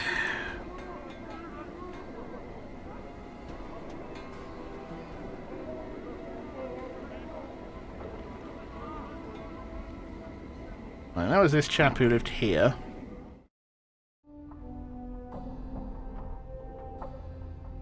What? You again? Unless you have some business with me, I suggest you leave my house immediately. I was told to deliver this box into your care. Oh, why didn't you say so? So hand it over, you can be on your way. As you present the box to Braskin, his expression changes from one of anticipation to one of amusement. Oh, there, I won't fall for that trick a second time. Put that thing away and leave. I don't understand. Why would anyone take this box? First Quatra, now you. You say Quatra? Braskin lets out a great bellow of laughter. Oh, why, that's the fellow who bought the box off me. Thought he got the best of me when he bought it. Guess he figured the gem alone was more than worth the price he paid for it. Poor fellow didn't realise what he got himself into until it was just too late. What's so horrible about this box? You mean you really don't know anything about that box you're holding? Well, I guess I won't know to tell you what I know. First off, is that you don't get any ideas in your head. The chaos in that box only affects the current owner of the box, and to be the owner of the box, you have to willingly take possession of it. Well, I guess the idea of just leaving the box for someone else to find, so what's in the box? Now that is a good question. That box has been around the hive since anyone can remember. There's many rumours flying about. You can imagine, over time, the truth's become warped a little bit further with each retelling of the story. Go on.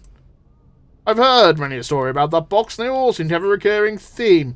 The name given to that foul thing is Moridor's box, and the owner of the box will die should he or anyone else open it. As to the contents, who knows? Some say it's an ancient dragon, others say it's the evil soul of Moridor himself. I can't tell for sure, but just looking at it by any soul can tell something evil, and one would have to be a fool to open it. What am I supposed to do with it? Oh, I suggest you go see Shalandra. She lives in the northeastern region of the hive. It's from her that I won the box. Who knows, maybe she will have more knowledge about what to do with it. Or you can find some other clueless bird to take it off your hands. It's up to you. I wish you luck. Farewell. Updated my journal. And just because I'm curious, you feel a well-crafted ornate box. Feeling you've dredging over it. Open the box. The fuck is that thing? All right.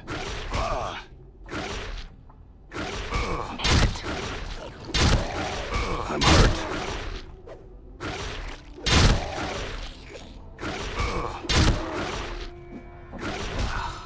Encore, encore. I hope you have all your memories this time. Okay, do I still have the box? I've got the gem from the box. A fairly large ruby. Gems of this quality are valued by practitioners of the art as a component for various spells.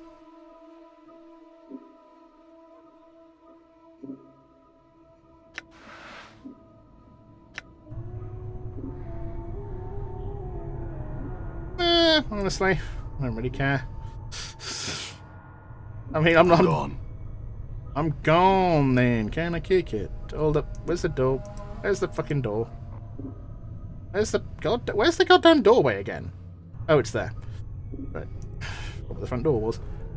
Hold there, hold. No, fuck off.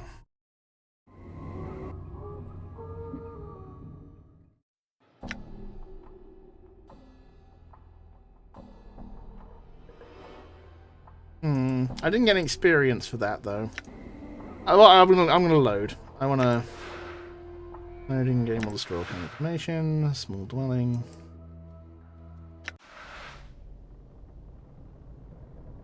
I thought I was saved before I. Hell.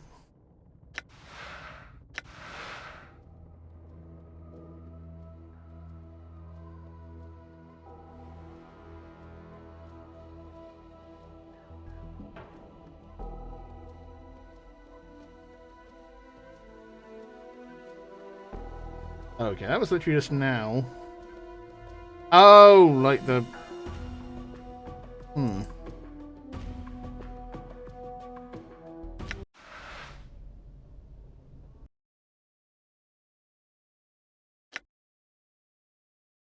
The box to Shalandra. Okay. Right. Yeah, I want the experience points, so... Done. Come on, just a peek there. Don't think so. Huh. Here's the northeastern section. So we need to go back across here. Out with the alley of dangerous angles, which I'm not with. Be full of people. I mean, admittedly, all these places seem to be full of people who are trying to stab me, but that place seemed especially full of people who were trying to stab me, and, you know, I just... yeah. Oh, there's that guy I was trying to murder earlier. Well, he tried to murder me first, so... Come here, little shit. Time to die. Welcome to Sigil. Who will die? Morale failure, berserk! Yep, that is a thing that can happen.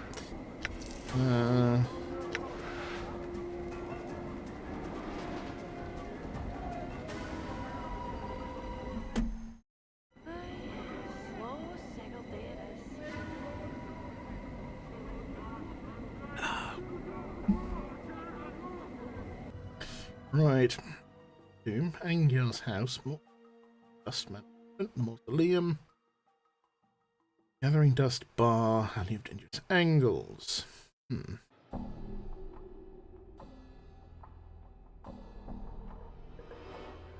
Maybe she's at the mausoleum? All right. All I can think at this point.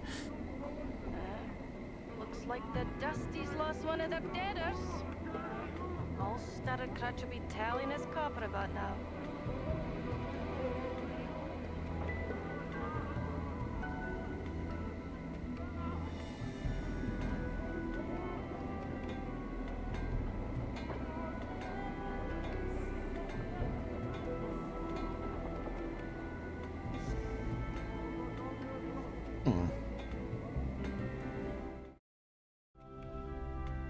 Ah, Shalandra. Excellent.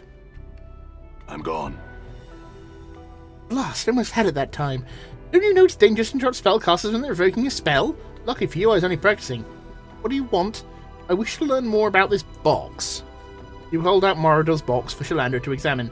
Oh yes, I remember this box well. I bought it some time ago. What do you wish to know about it? Who did you get this from?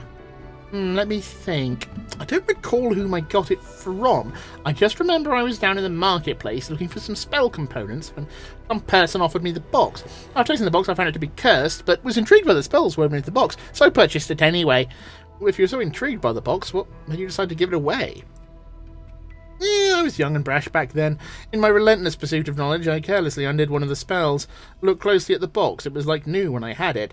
Signs of decay are an indication that the spells are weakening. I realised I was in danger if I kept the box any longer, so I held a contest to get rid of it.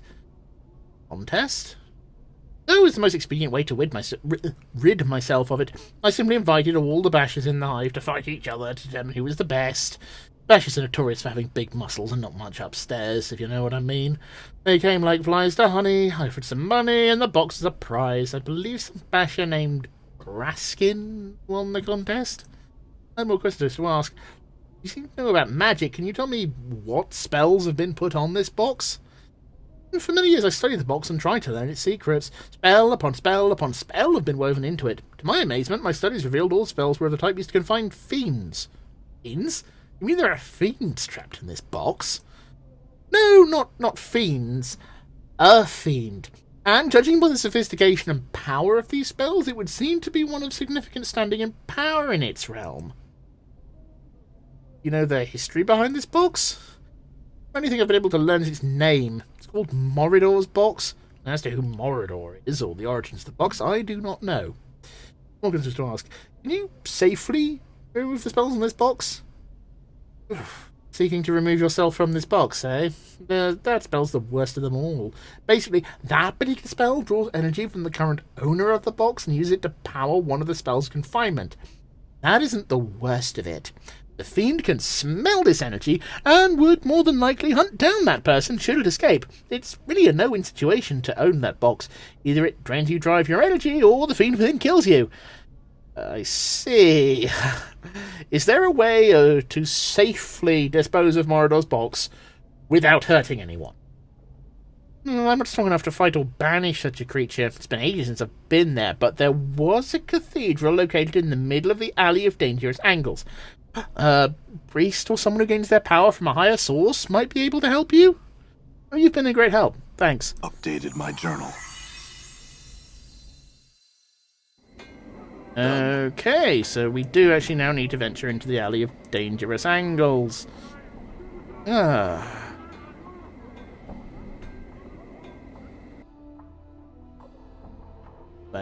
go down the bottom here.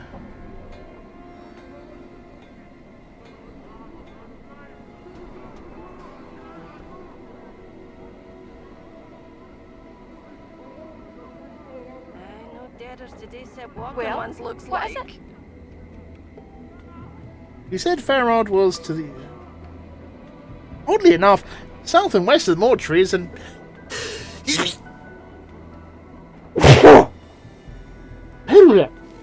Yeah, oddly enough, south and west of the mortuary is an alley filled with heavily armed thugs. Do you know anything about that? Aye. Well, maybe you'd best be asking them where old Stuttercrutch is.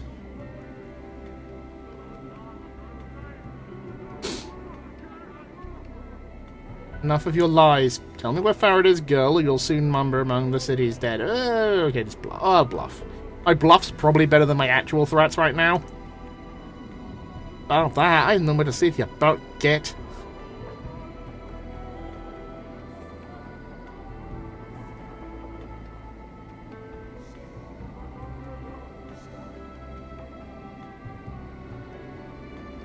Okay. I've never seen something so ugly. I've not. Yeah, well,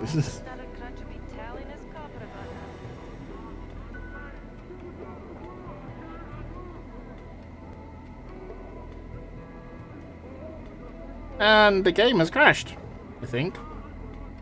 No, it hasn't. Okay, that was very weird.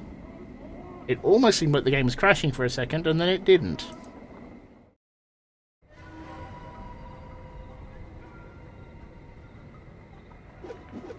Damn it. Die.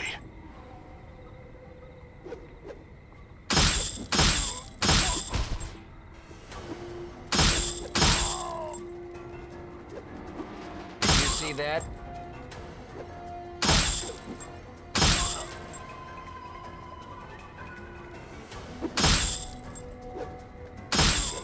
Die. Well, All right. sort of a good news, bad news situation. Good news, we killed everyone who was trying to kill us. Bad news, that doesn't leave anyone we can ask about Farod. Or, you know, the cathedral.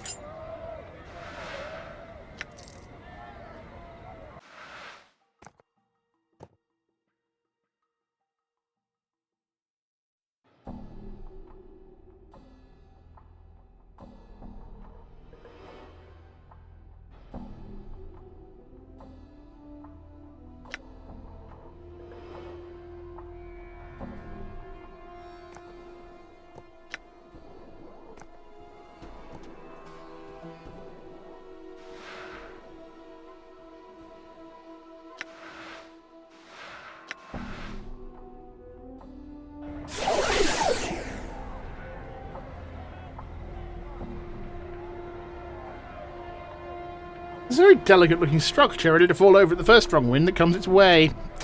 The wooden shack seems rotted of charred timbers and rotten termite-infested wood. This is all that remains of a sedan chair. There's still some blood stains on it. Oh god, more of them. Did you see that?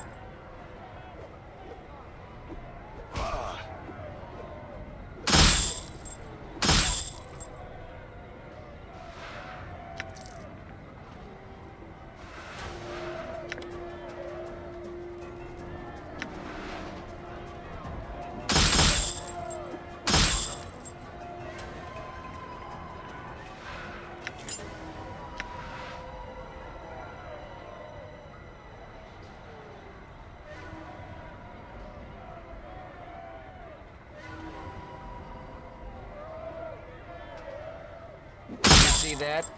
Jesus. Okay. Bastard died instantly. Oh god, there's another fucking one.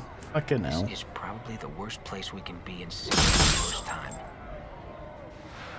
And yet, here we are. Oh god.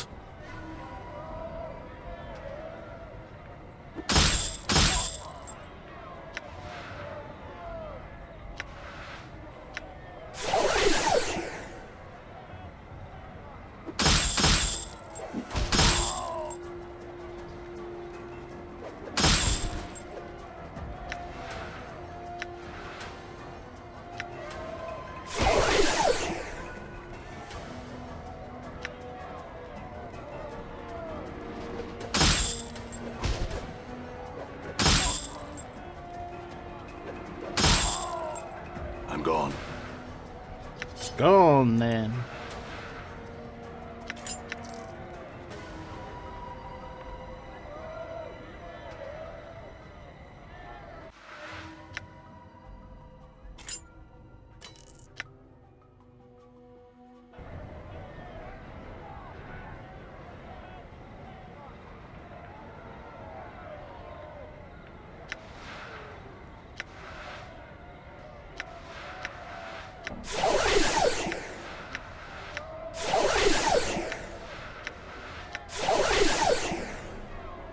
Oh, I'm now wrapped up like a mummy, and possibly a yeti.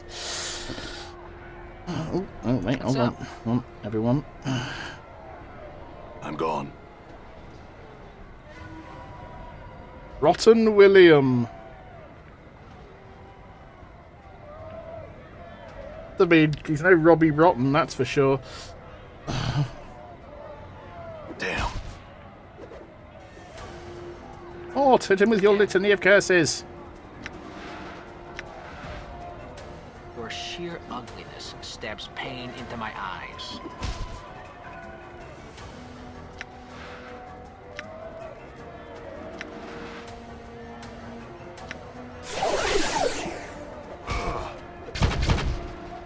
Damn it. Ah. I'm gone. Oh, nice. 300. And a rusty dagger. Very nice.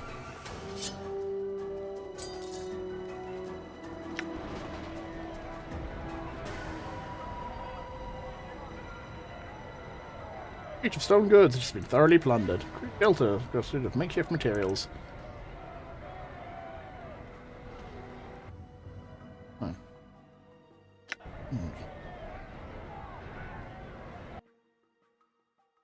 Oh, I was trying to move the camera with the WASD keys.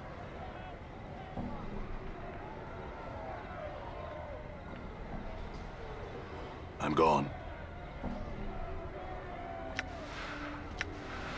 Failed. Failed. Failed. Failed. Failed.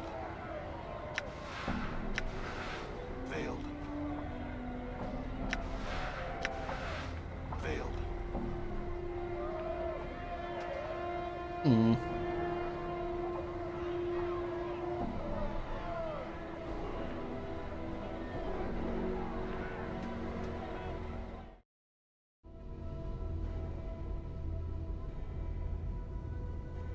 You seem to have startled her. She really stopped rummaging into her tent and stares at you nervously. Greetings. I wasn't doing nothing, I swears it. Why don't you tell me what you weren't doing? He looks at you as if about to tell you something, but you quickly ejected the door. Stop! Oh, fuck. Done. Silver ring. Ooh.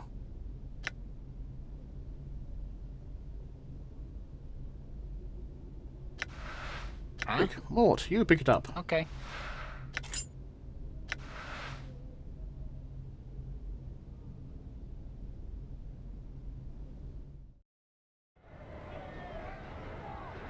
Done.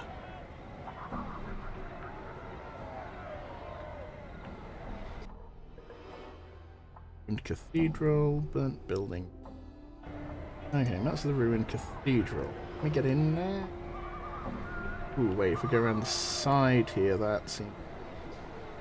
This old singed building looks like it might have once been a temple.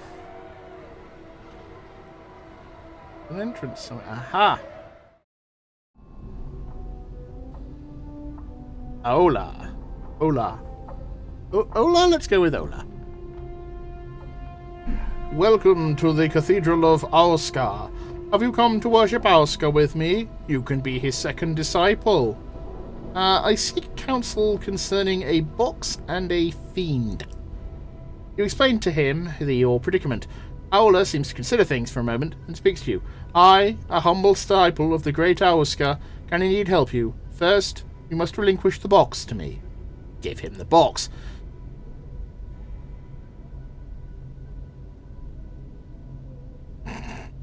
Iola places Morador's box in a wire pyramid-shaped structure and then mutters a prayer to Auska.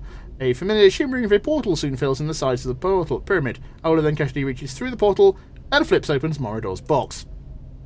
You scream in an attempt to stop him, but it is too late. Almost instantly, the box begins to disintegrate as a sickly smoke begins to fill the interior of the pyramid. A feeling of immense dread fills the room, and it is all you can do to keep yourself from bolting from the tent. You notice that as the tendrils of smoke touch the sides of the pyramid, they are drawn into the swirling vortex of the portals. As the last tendril of smoke disappears, the feeling of dread passes. Aula smiles a bit nervously at you. Witness the power of Iuska, the keeper of gateways. I'm sure a fiend with such power that it required so many cells to contain it will have no problem making its way back here. And when it does, it's going to be looking for you. I have taken that into consideration. You see, each side of the pyramid contained a portal to a different plane. In effect, I scattered its essence far and wide across the multiverse. You know there are races out there that consider demons a sort of delicacy? He begins to chuckle softly as he reaches into the pyramid and sifts through the ashes of the box, removing the gem that was attached to it. Payment for my services. I will use this to help rebuild my beautiful cathedral. Now, keep the gem. You have more than earned it. Farewell. Updated my journal. And I got 1,000 experience points, which is way better, so, you know. Thank you, sir. Done.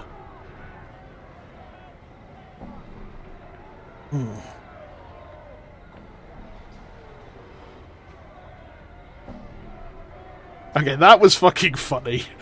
I'm just going to spread this demon's essence all over the... Razor Angel? Jesus Christ, what an edgelordy name. Oh, there's a lot of those guys. You know what? I think we're done here. Let's just, yeah, let's just go back up top. This isn't the way. Oh, it is the way I came. Okay. Done. Done.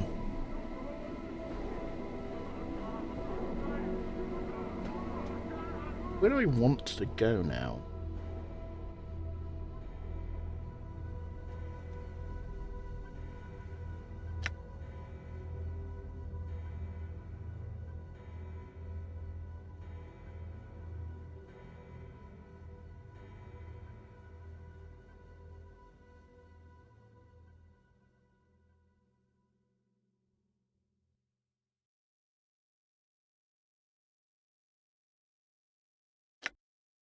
Honestly, given how long we've been on our feet, I should probably find a... All right.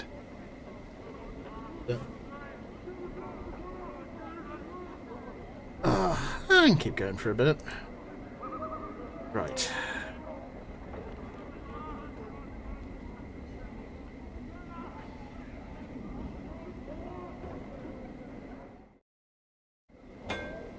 Done.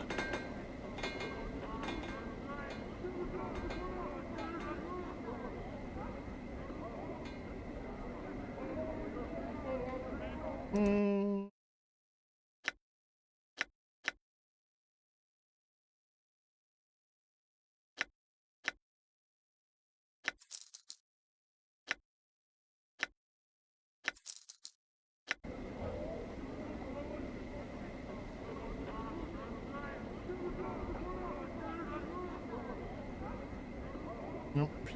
Can't Okay. afford to get caught off guard, Cutter. We sell only top of the line. Here we are, Basher. I think we can fit you out. Mm-hmm. The...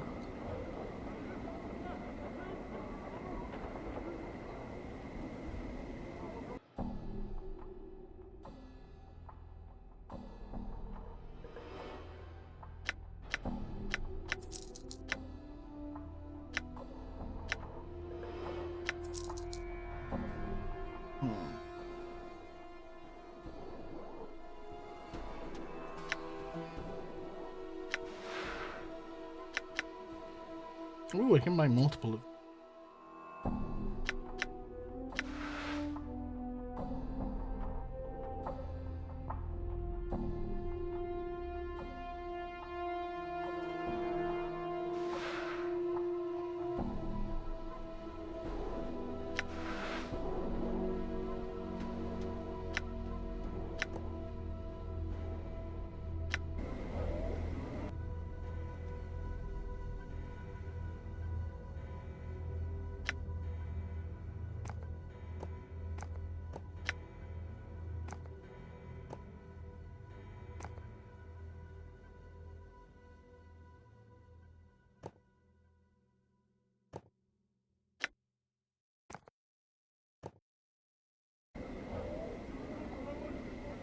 Come in, Basher.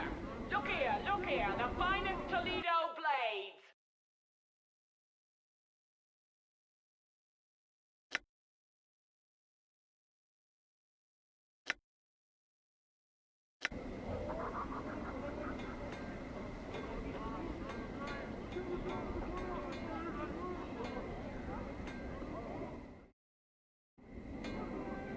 Done.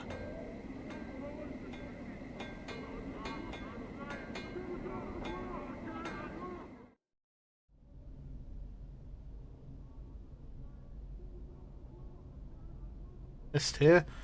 Sure you can bark if you got the jing for it. My body puts up here for free, except little Nestor over there. Adel code enough to mess with him. Very well. Much for a bed. Cost you 5 coppers. It's his dirty hand on the front of his even dirtier shirt, and just it's all you palm up. Give him 5 coppers, rest.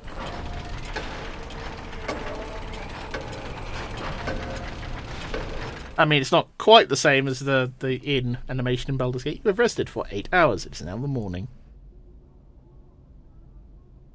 I'll ask this guy about Nestor.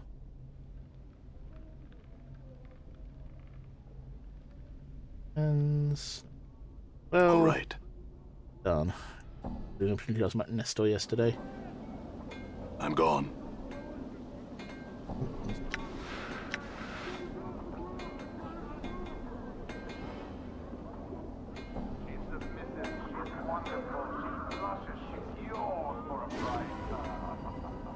Oh, god damn it.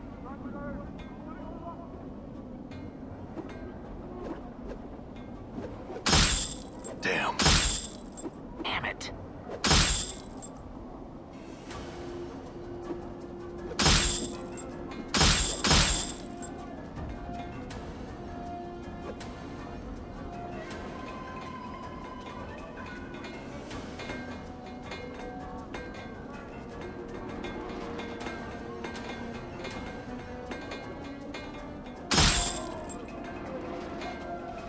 Oh god damn it, there's fucking more of them.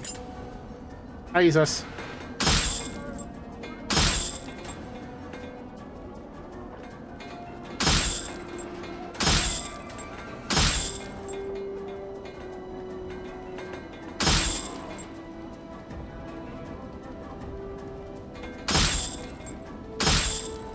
Did you see that?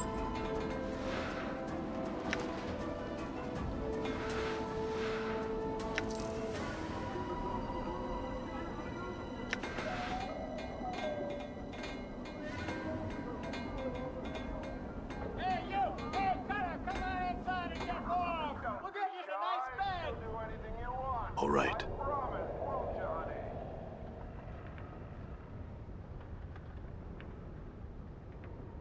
Rank picker square. Ratbone whistles merrily.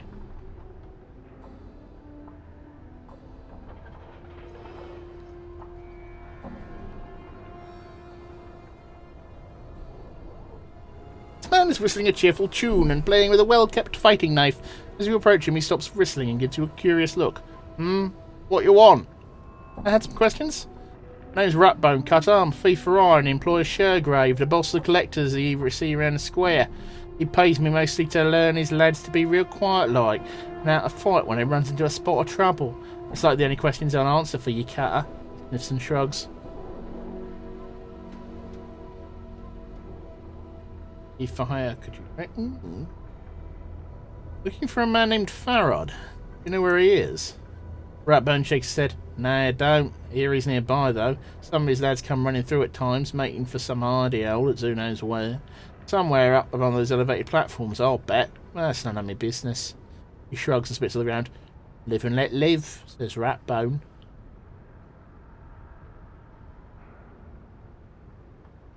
Farewell, then. Ooh, actually, hold on. Could you train me? Sure. For a pot of chink. Been trained before? No, I haven't.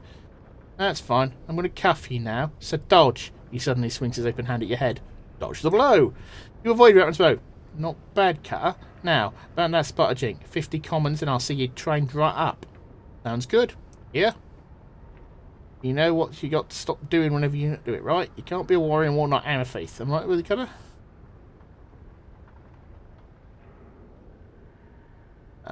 No, I'd best not. Farewell, Ratbone.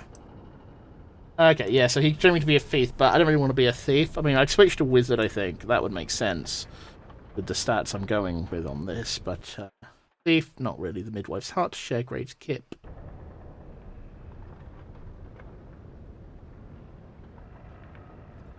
You reckon they're up on the elevated platform somewhere? So... see where we can go from. Yeah.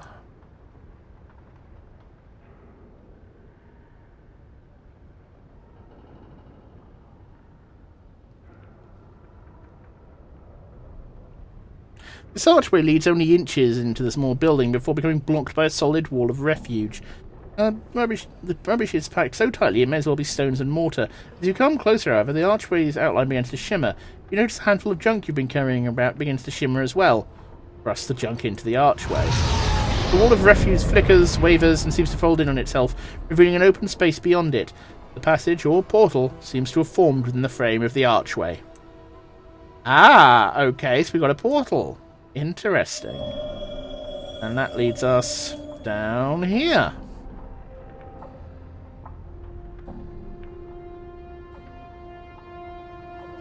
Ha, there's a doorway. Trash warrens. Anomoli, a ragged middle-aged collector approaches you in the area. He looks you over and sneers.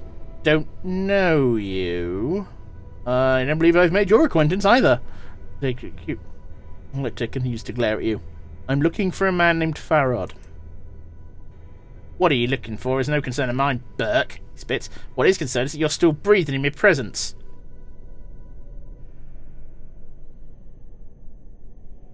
Collecting bodies before they're dead sounds like a really good way to meet the lady. You seem to talk some sense and he turns away from you. You back cutter.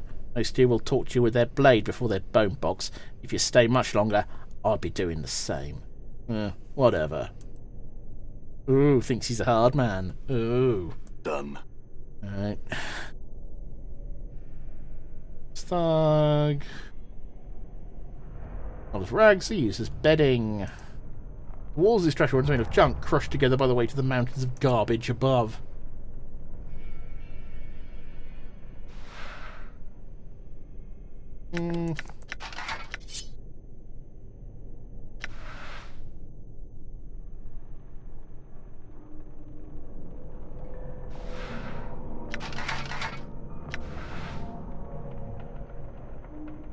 This looks like it was part of a more permanent structure, perhaps buried in the surrounding trash.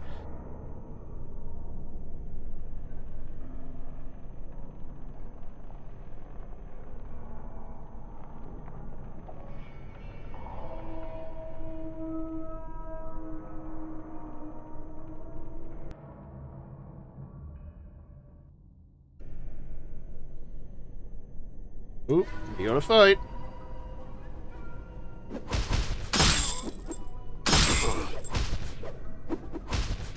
Damn. Fuck, these guys are beating the shit out of me.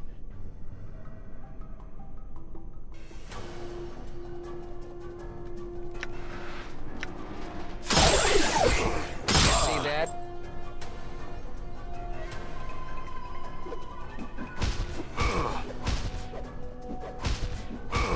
Die. Okay. Oh.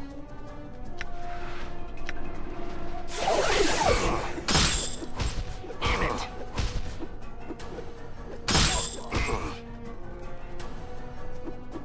Mort, I'd really rather not die here. Mort, could you get this guy to just fucking... What? Oh, Filthy sod. Die. and there we go. Good as done.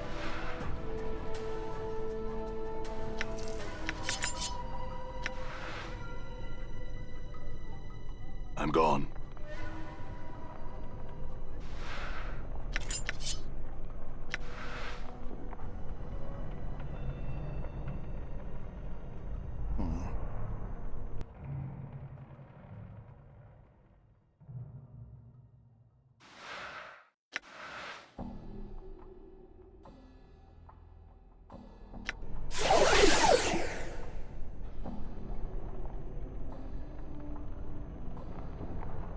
Oh. Buried villager. Okay.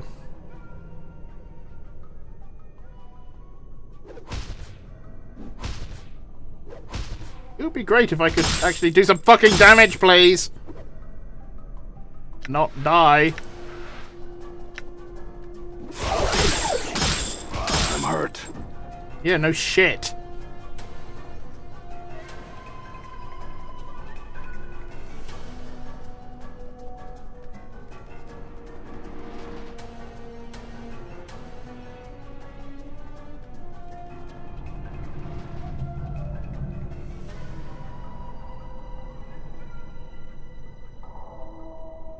Oh, fudge nipples. As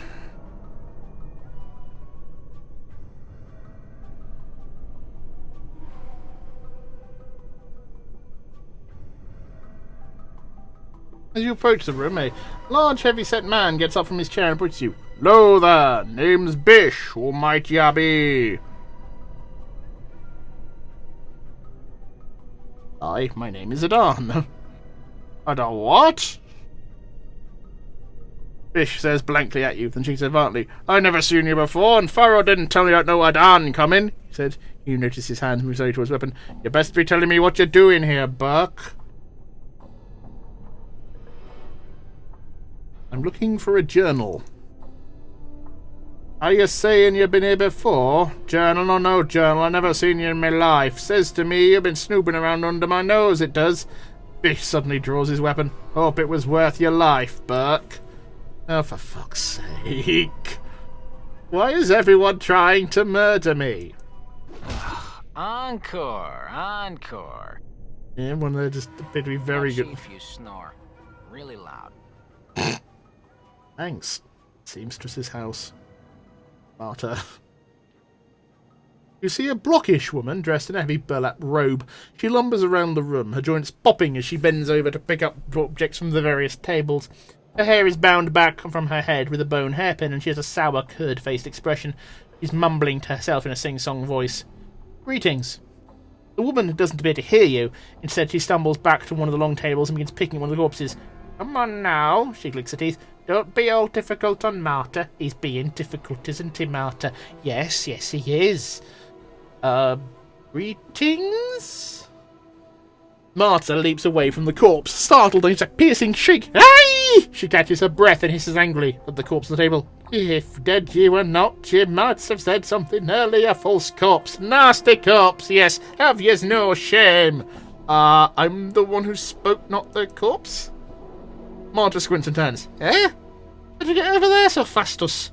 He mumbles to herself. Martyr, how did she do that? No glimmer, no glimmer. Yeah, this grey bird's blind and you're deaf. Martyr is still mumbling to herself something about corpses and gratitude that you don't catch. Who are you? Updated my journal. Martyr, did this one ask who I was? Aye, he did. She starts humming. Nobody but mine. I am Martyr, Martyr the seamstress. Martyr the seamstress. Martyr the seamstress. She turns away back to the corpse, singing her name to herself. What are you doing? Martyr turns back to the corpse with a huff. I'm trying to get this Burke to give up his stitches and his teethies, and he ain't recuperating. No. She wags her finger as if lecturing a small child. Stubborn as stone, isn't he, Martyr? She pouts. Yes, he is. Stitches and teethies. What are you talking about? I see. What are you talking about? Got to pull the stitches out, the teethies. Martyr, perhaps you could give me a hand? I have been giving you a hand, old Batty. No needs to take that tone with me. Pulling out the stitches and the teethies, yes, and the thingies inside. Thingies inside? I think she means organs. I hope she means organs. Thingies. Morty turns to Martyr. Yes, thingies. Just you. It's all semantics. Martyr, why are you pulling out the corpse's teeth and stitches? Updated my journal. Put them aside, Martyr, that's what I does here. She scratches her head. Aye, Martyr, we do. Stitchy thread and teethies are precious, can be turned into jink. Strip the corpses we bring you, they tell Martyr. Pull out teethies, stitches, thingies inside the corpse, strip 'em cold, and then we sell 'em to the dusties. Sell the corpses to the dusties.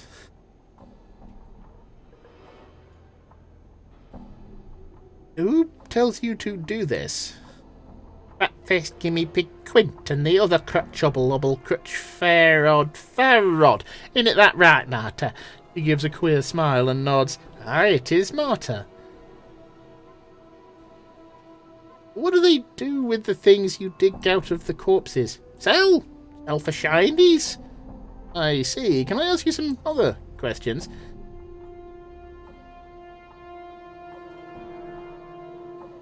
Why? Can you dig in my body to find anything? Martyr squints at you. Then nods. Martyr can do that, can't you, Martyr? Yes, you can. I am not gonna watch this. Where? Martyr's studying you, looking for the best place to crack you open. How about my ribcage?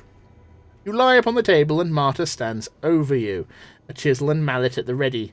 There's a sharp crack as she splits your ribcage open, and you choke back your screams as she begins to fish in your lungs. As you try and gasp for air, you go numb, then black out from the pain.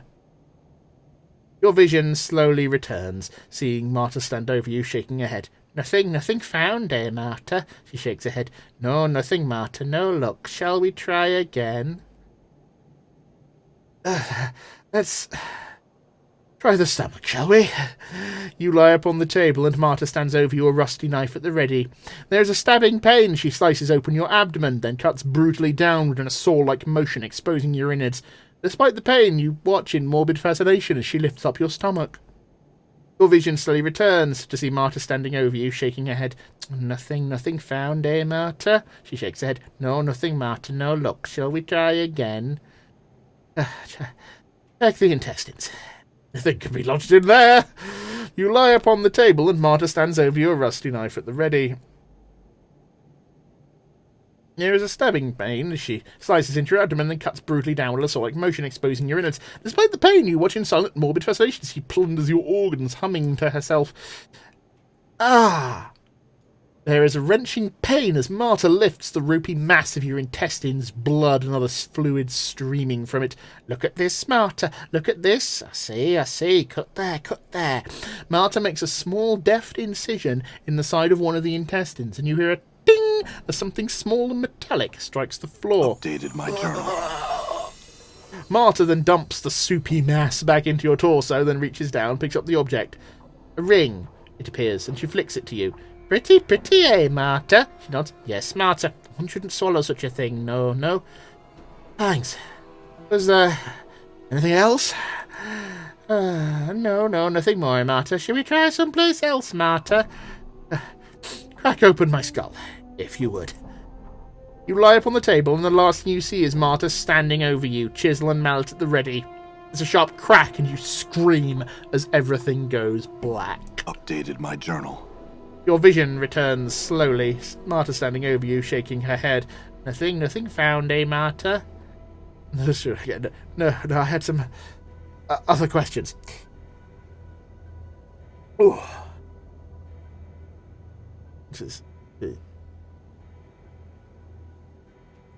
Who tells you to do this? Farad. Where is he? Marta shrugs. Where's Farad? This one asks. He's ears, Marta, isn't he? She nods. Aye, Farad is ears, Marta. One of the buildings here he is. That's all I wish to know. Farewell. That was one of the more bizarre experiences I have had in a role-playing game. Twisted Ring. This ring looks like 3 rings that have been wrapped together. Just looking at it makes you dizzy. +1 to armor class. Nice. Which, of course, takes one away because the lower the number, the better your armor class is in this game. Left earring. 2, so we've got 3 tattoo slots. Oh, those are my intestines. This very massive blood intestines appears to be yours. You have to admit, it makes you uncomfortable to see them outside of your body. Yeah. Fuck, can I... Oh god, the noise that just made. Oh, it made a squish sound. What the fuck? What the fuck, man? What the fuck, man? Ooh, that was unpleasant. That was unpleasant. Don't let it happen again. Done.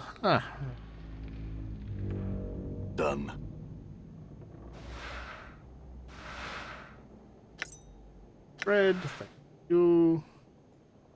This tub is filled with a mass of rotting body parts. They look picked clean. This is a pile of foul-smelling body parts, arms, legs, torsos, even the occasional head. They all looked picked clean. This is one of the most messed up things I have ever come across in a game. This is kind of amazing. Hold on. I just noticed okay, the stream is still going, but the...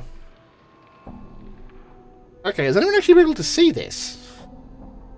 Because it looks like the display capture on OBS has gone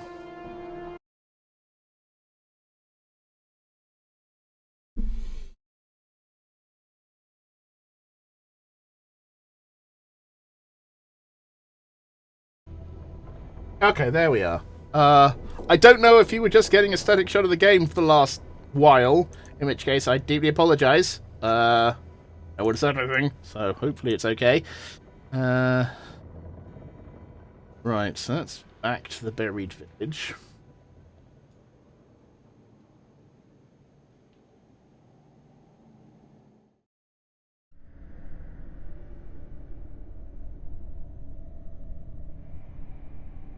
Done. Done. Right, so we need to figure out where Farrod is. Ooh, okay.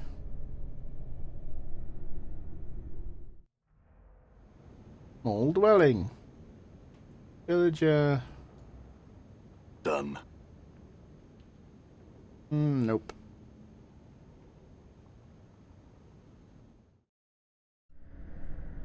I'm gone. Red card scheme is Queen. You see a drab man with a perfectly moon-shaped face. He looks at you with that expression and does not speak. It looks as if his voice would be flat as a meadow. Greeting. I was hoping you can answer a few questions for me? What do you wish to know?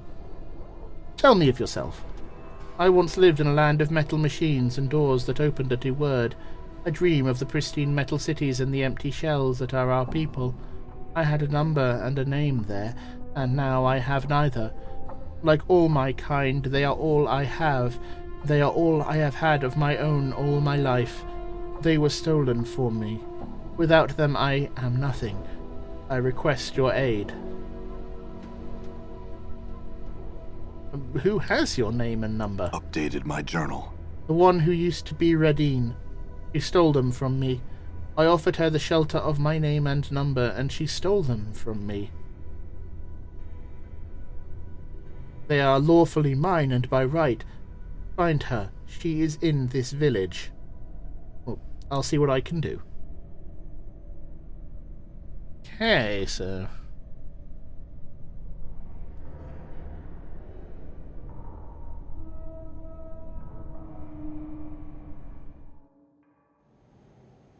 Ojo's I'm house.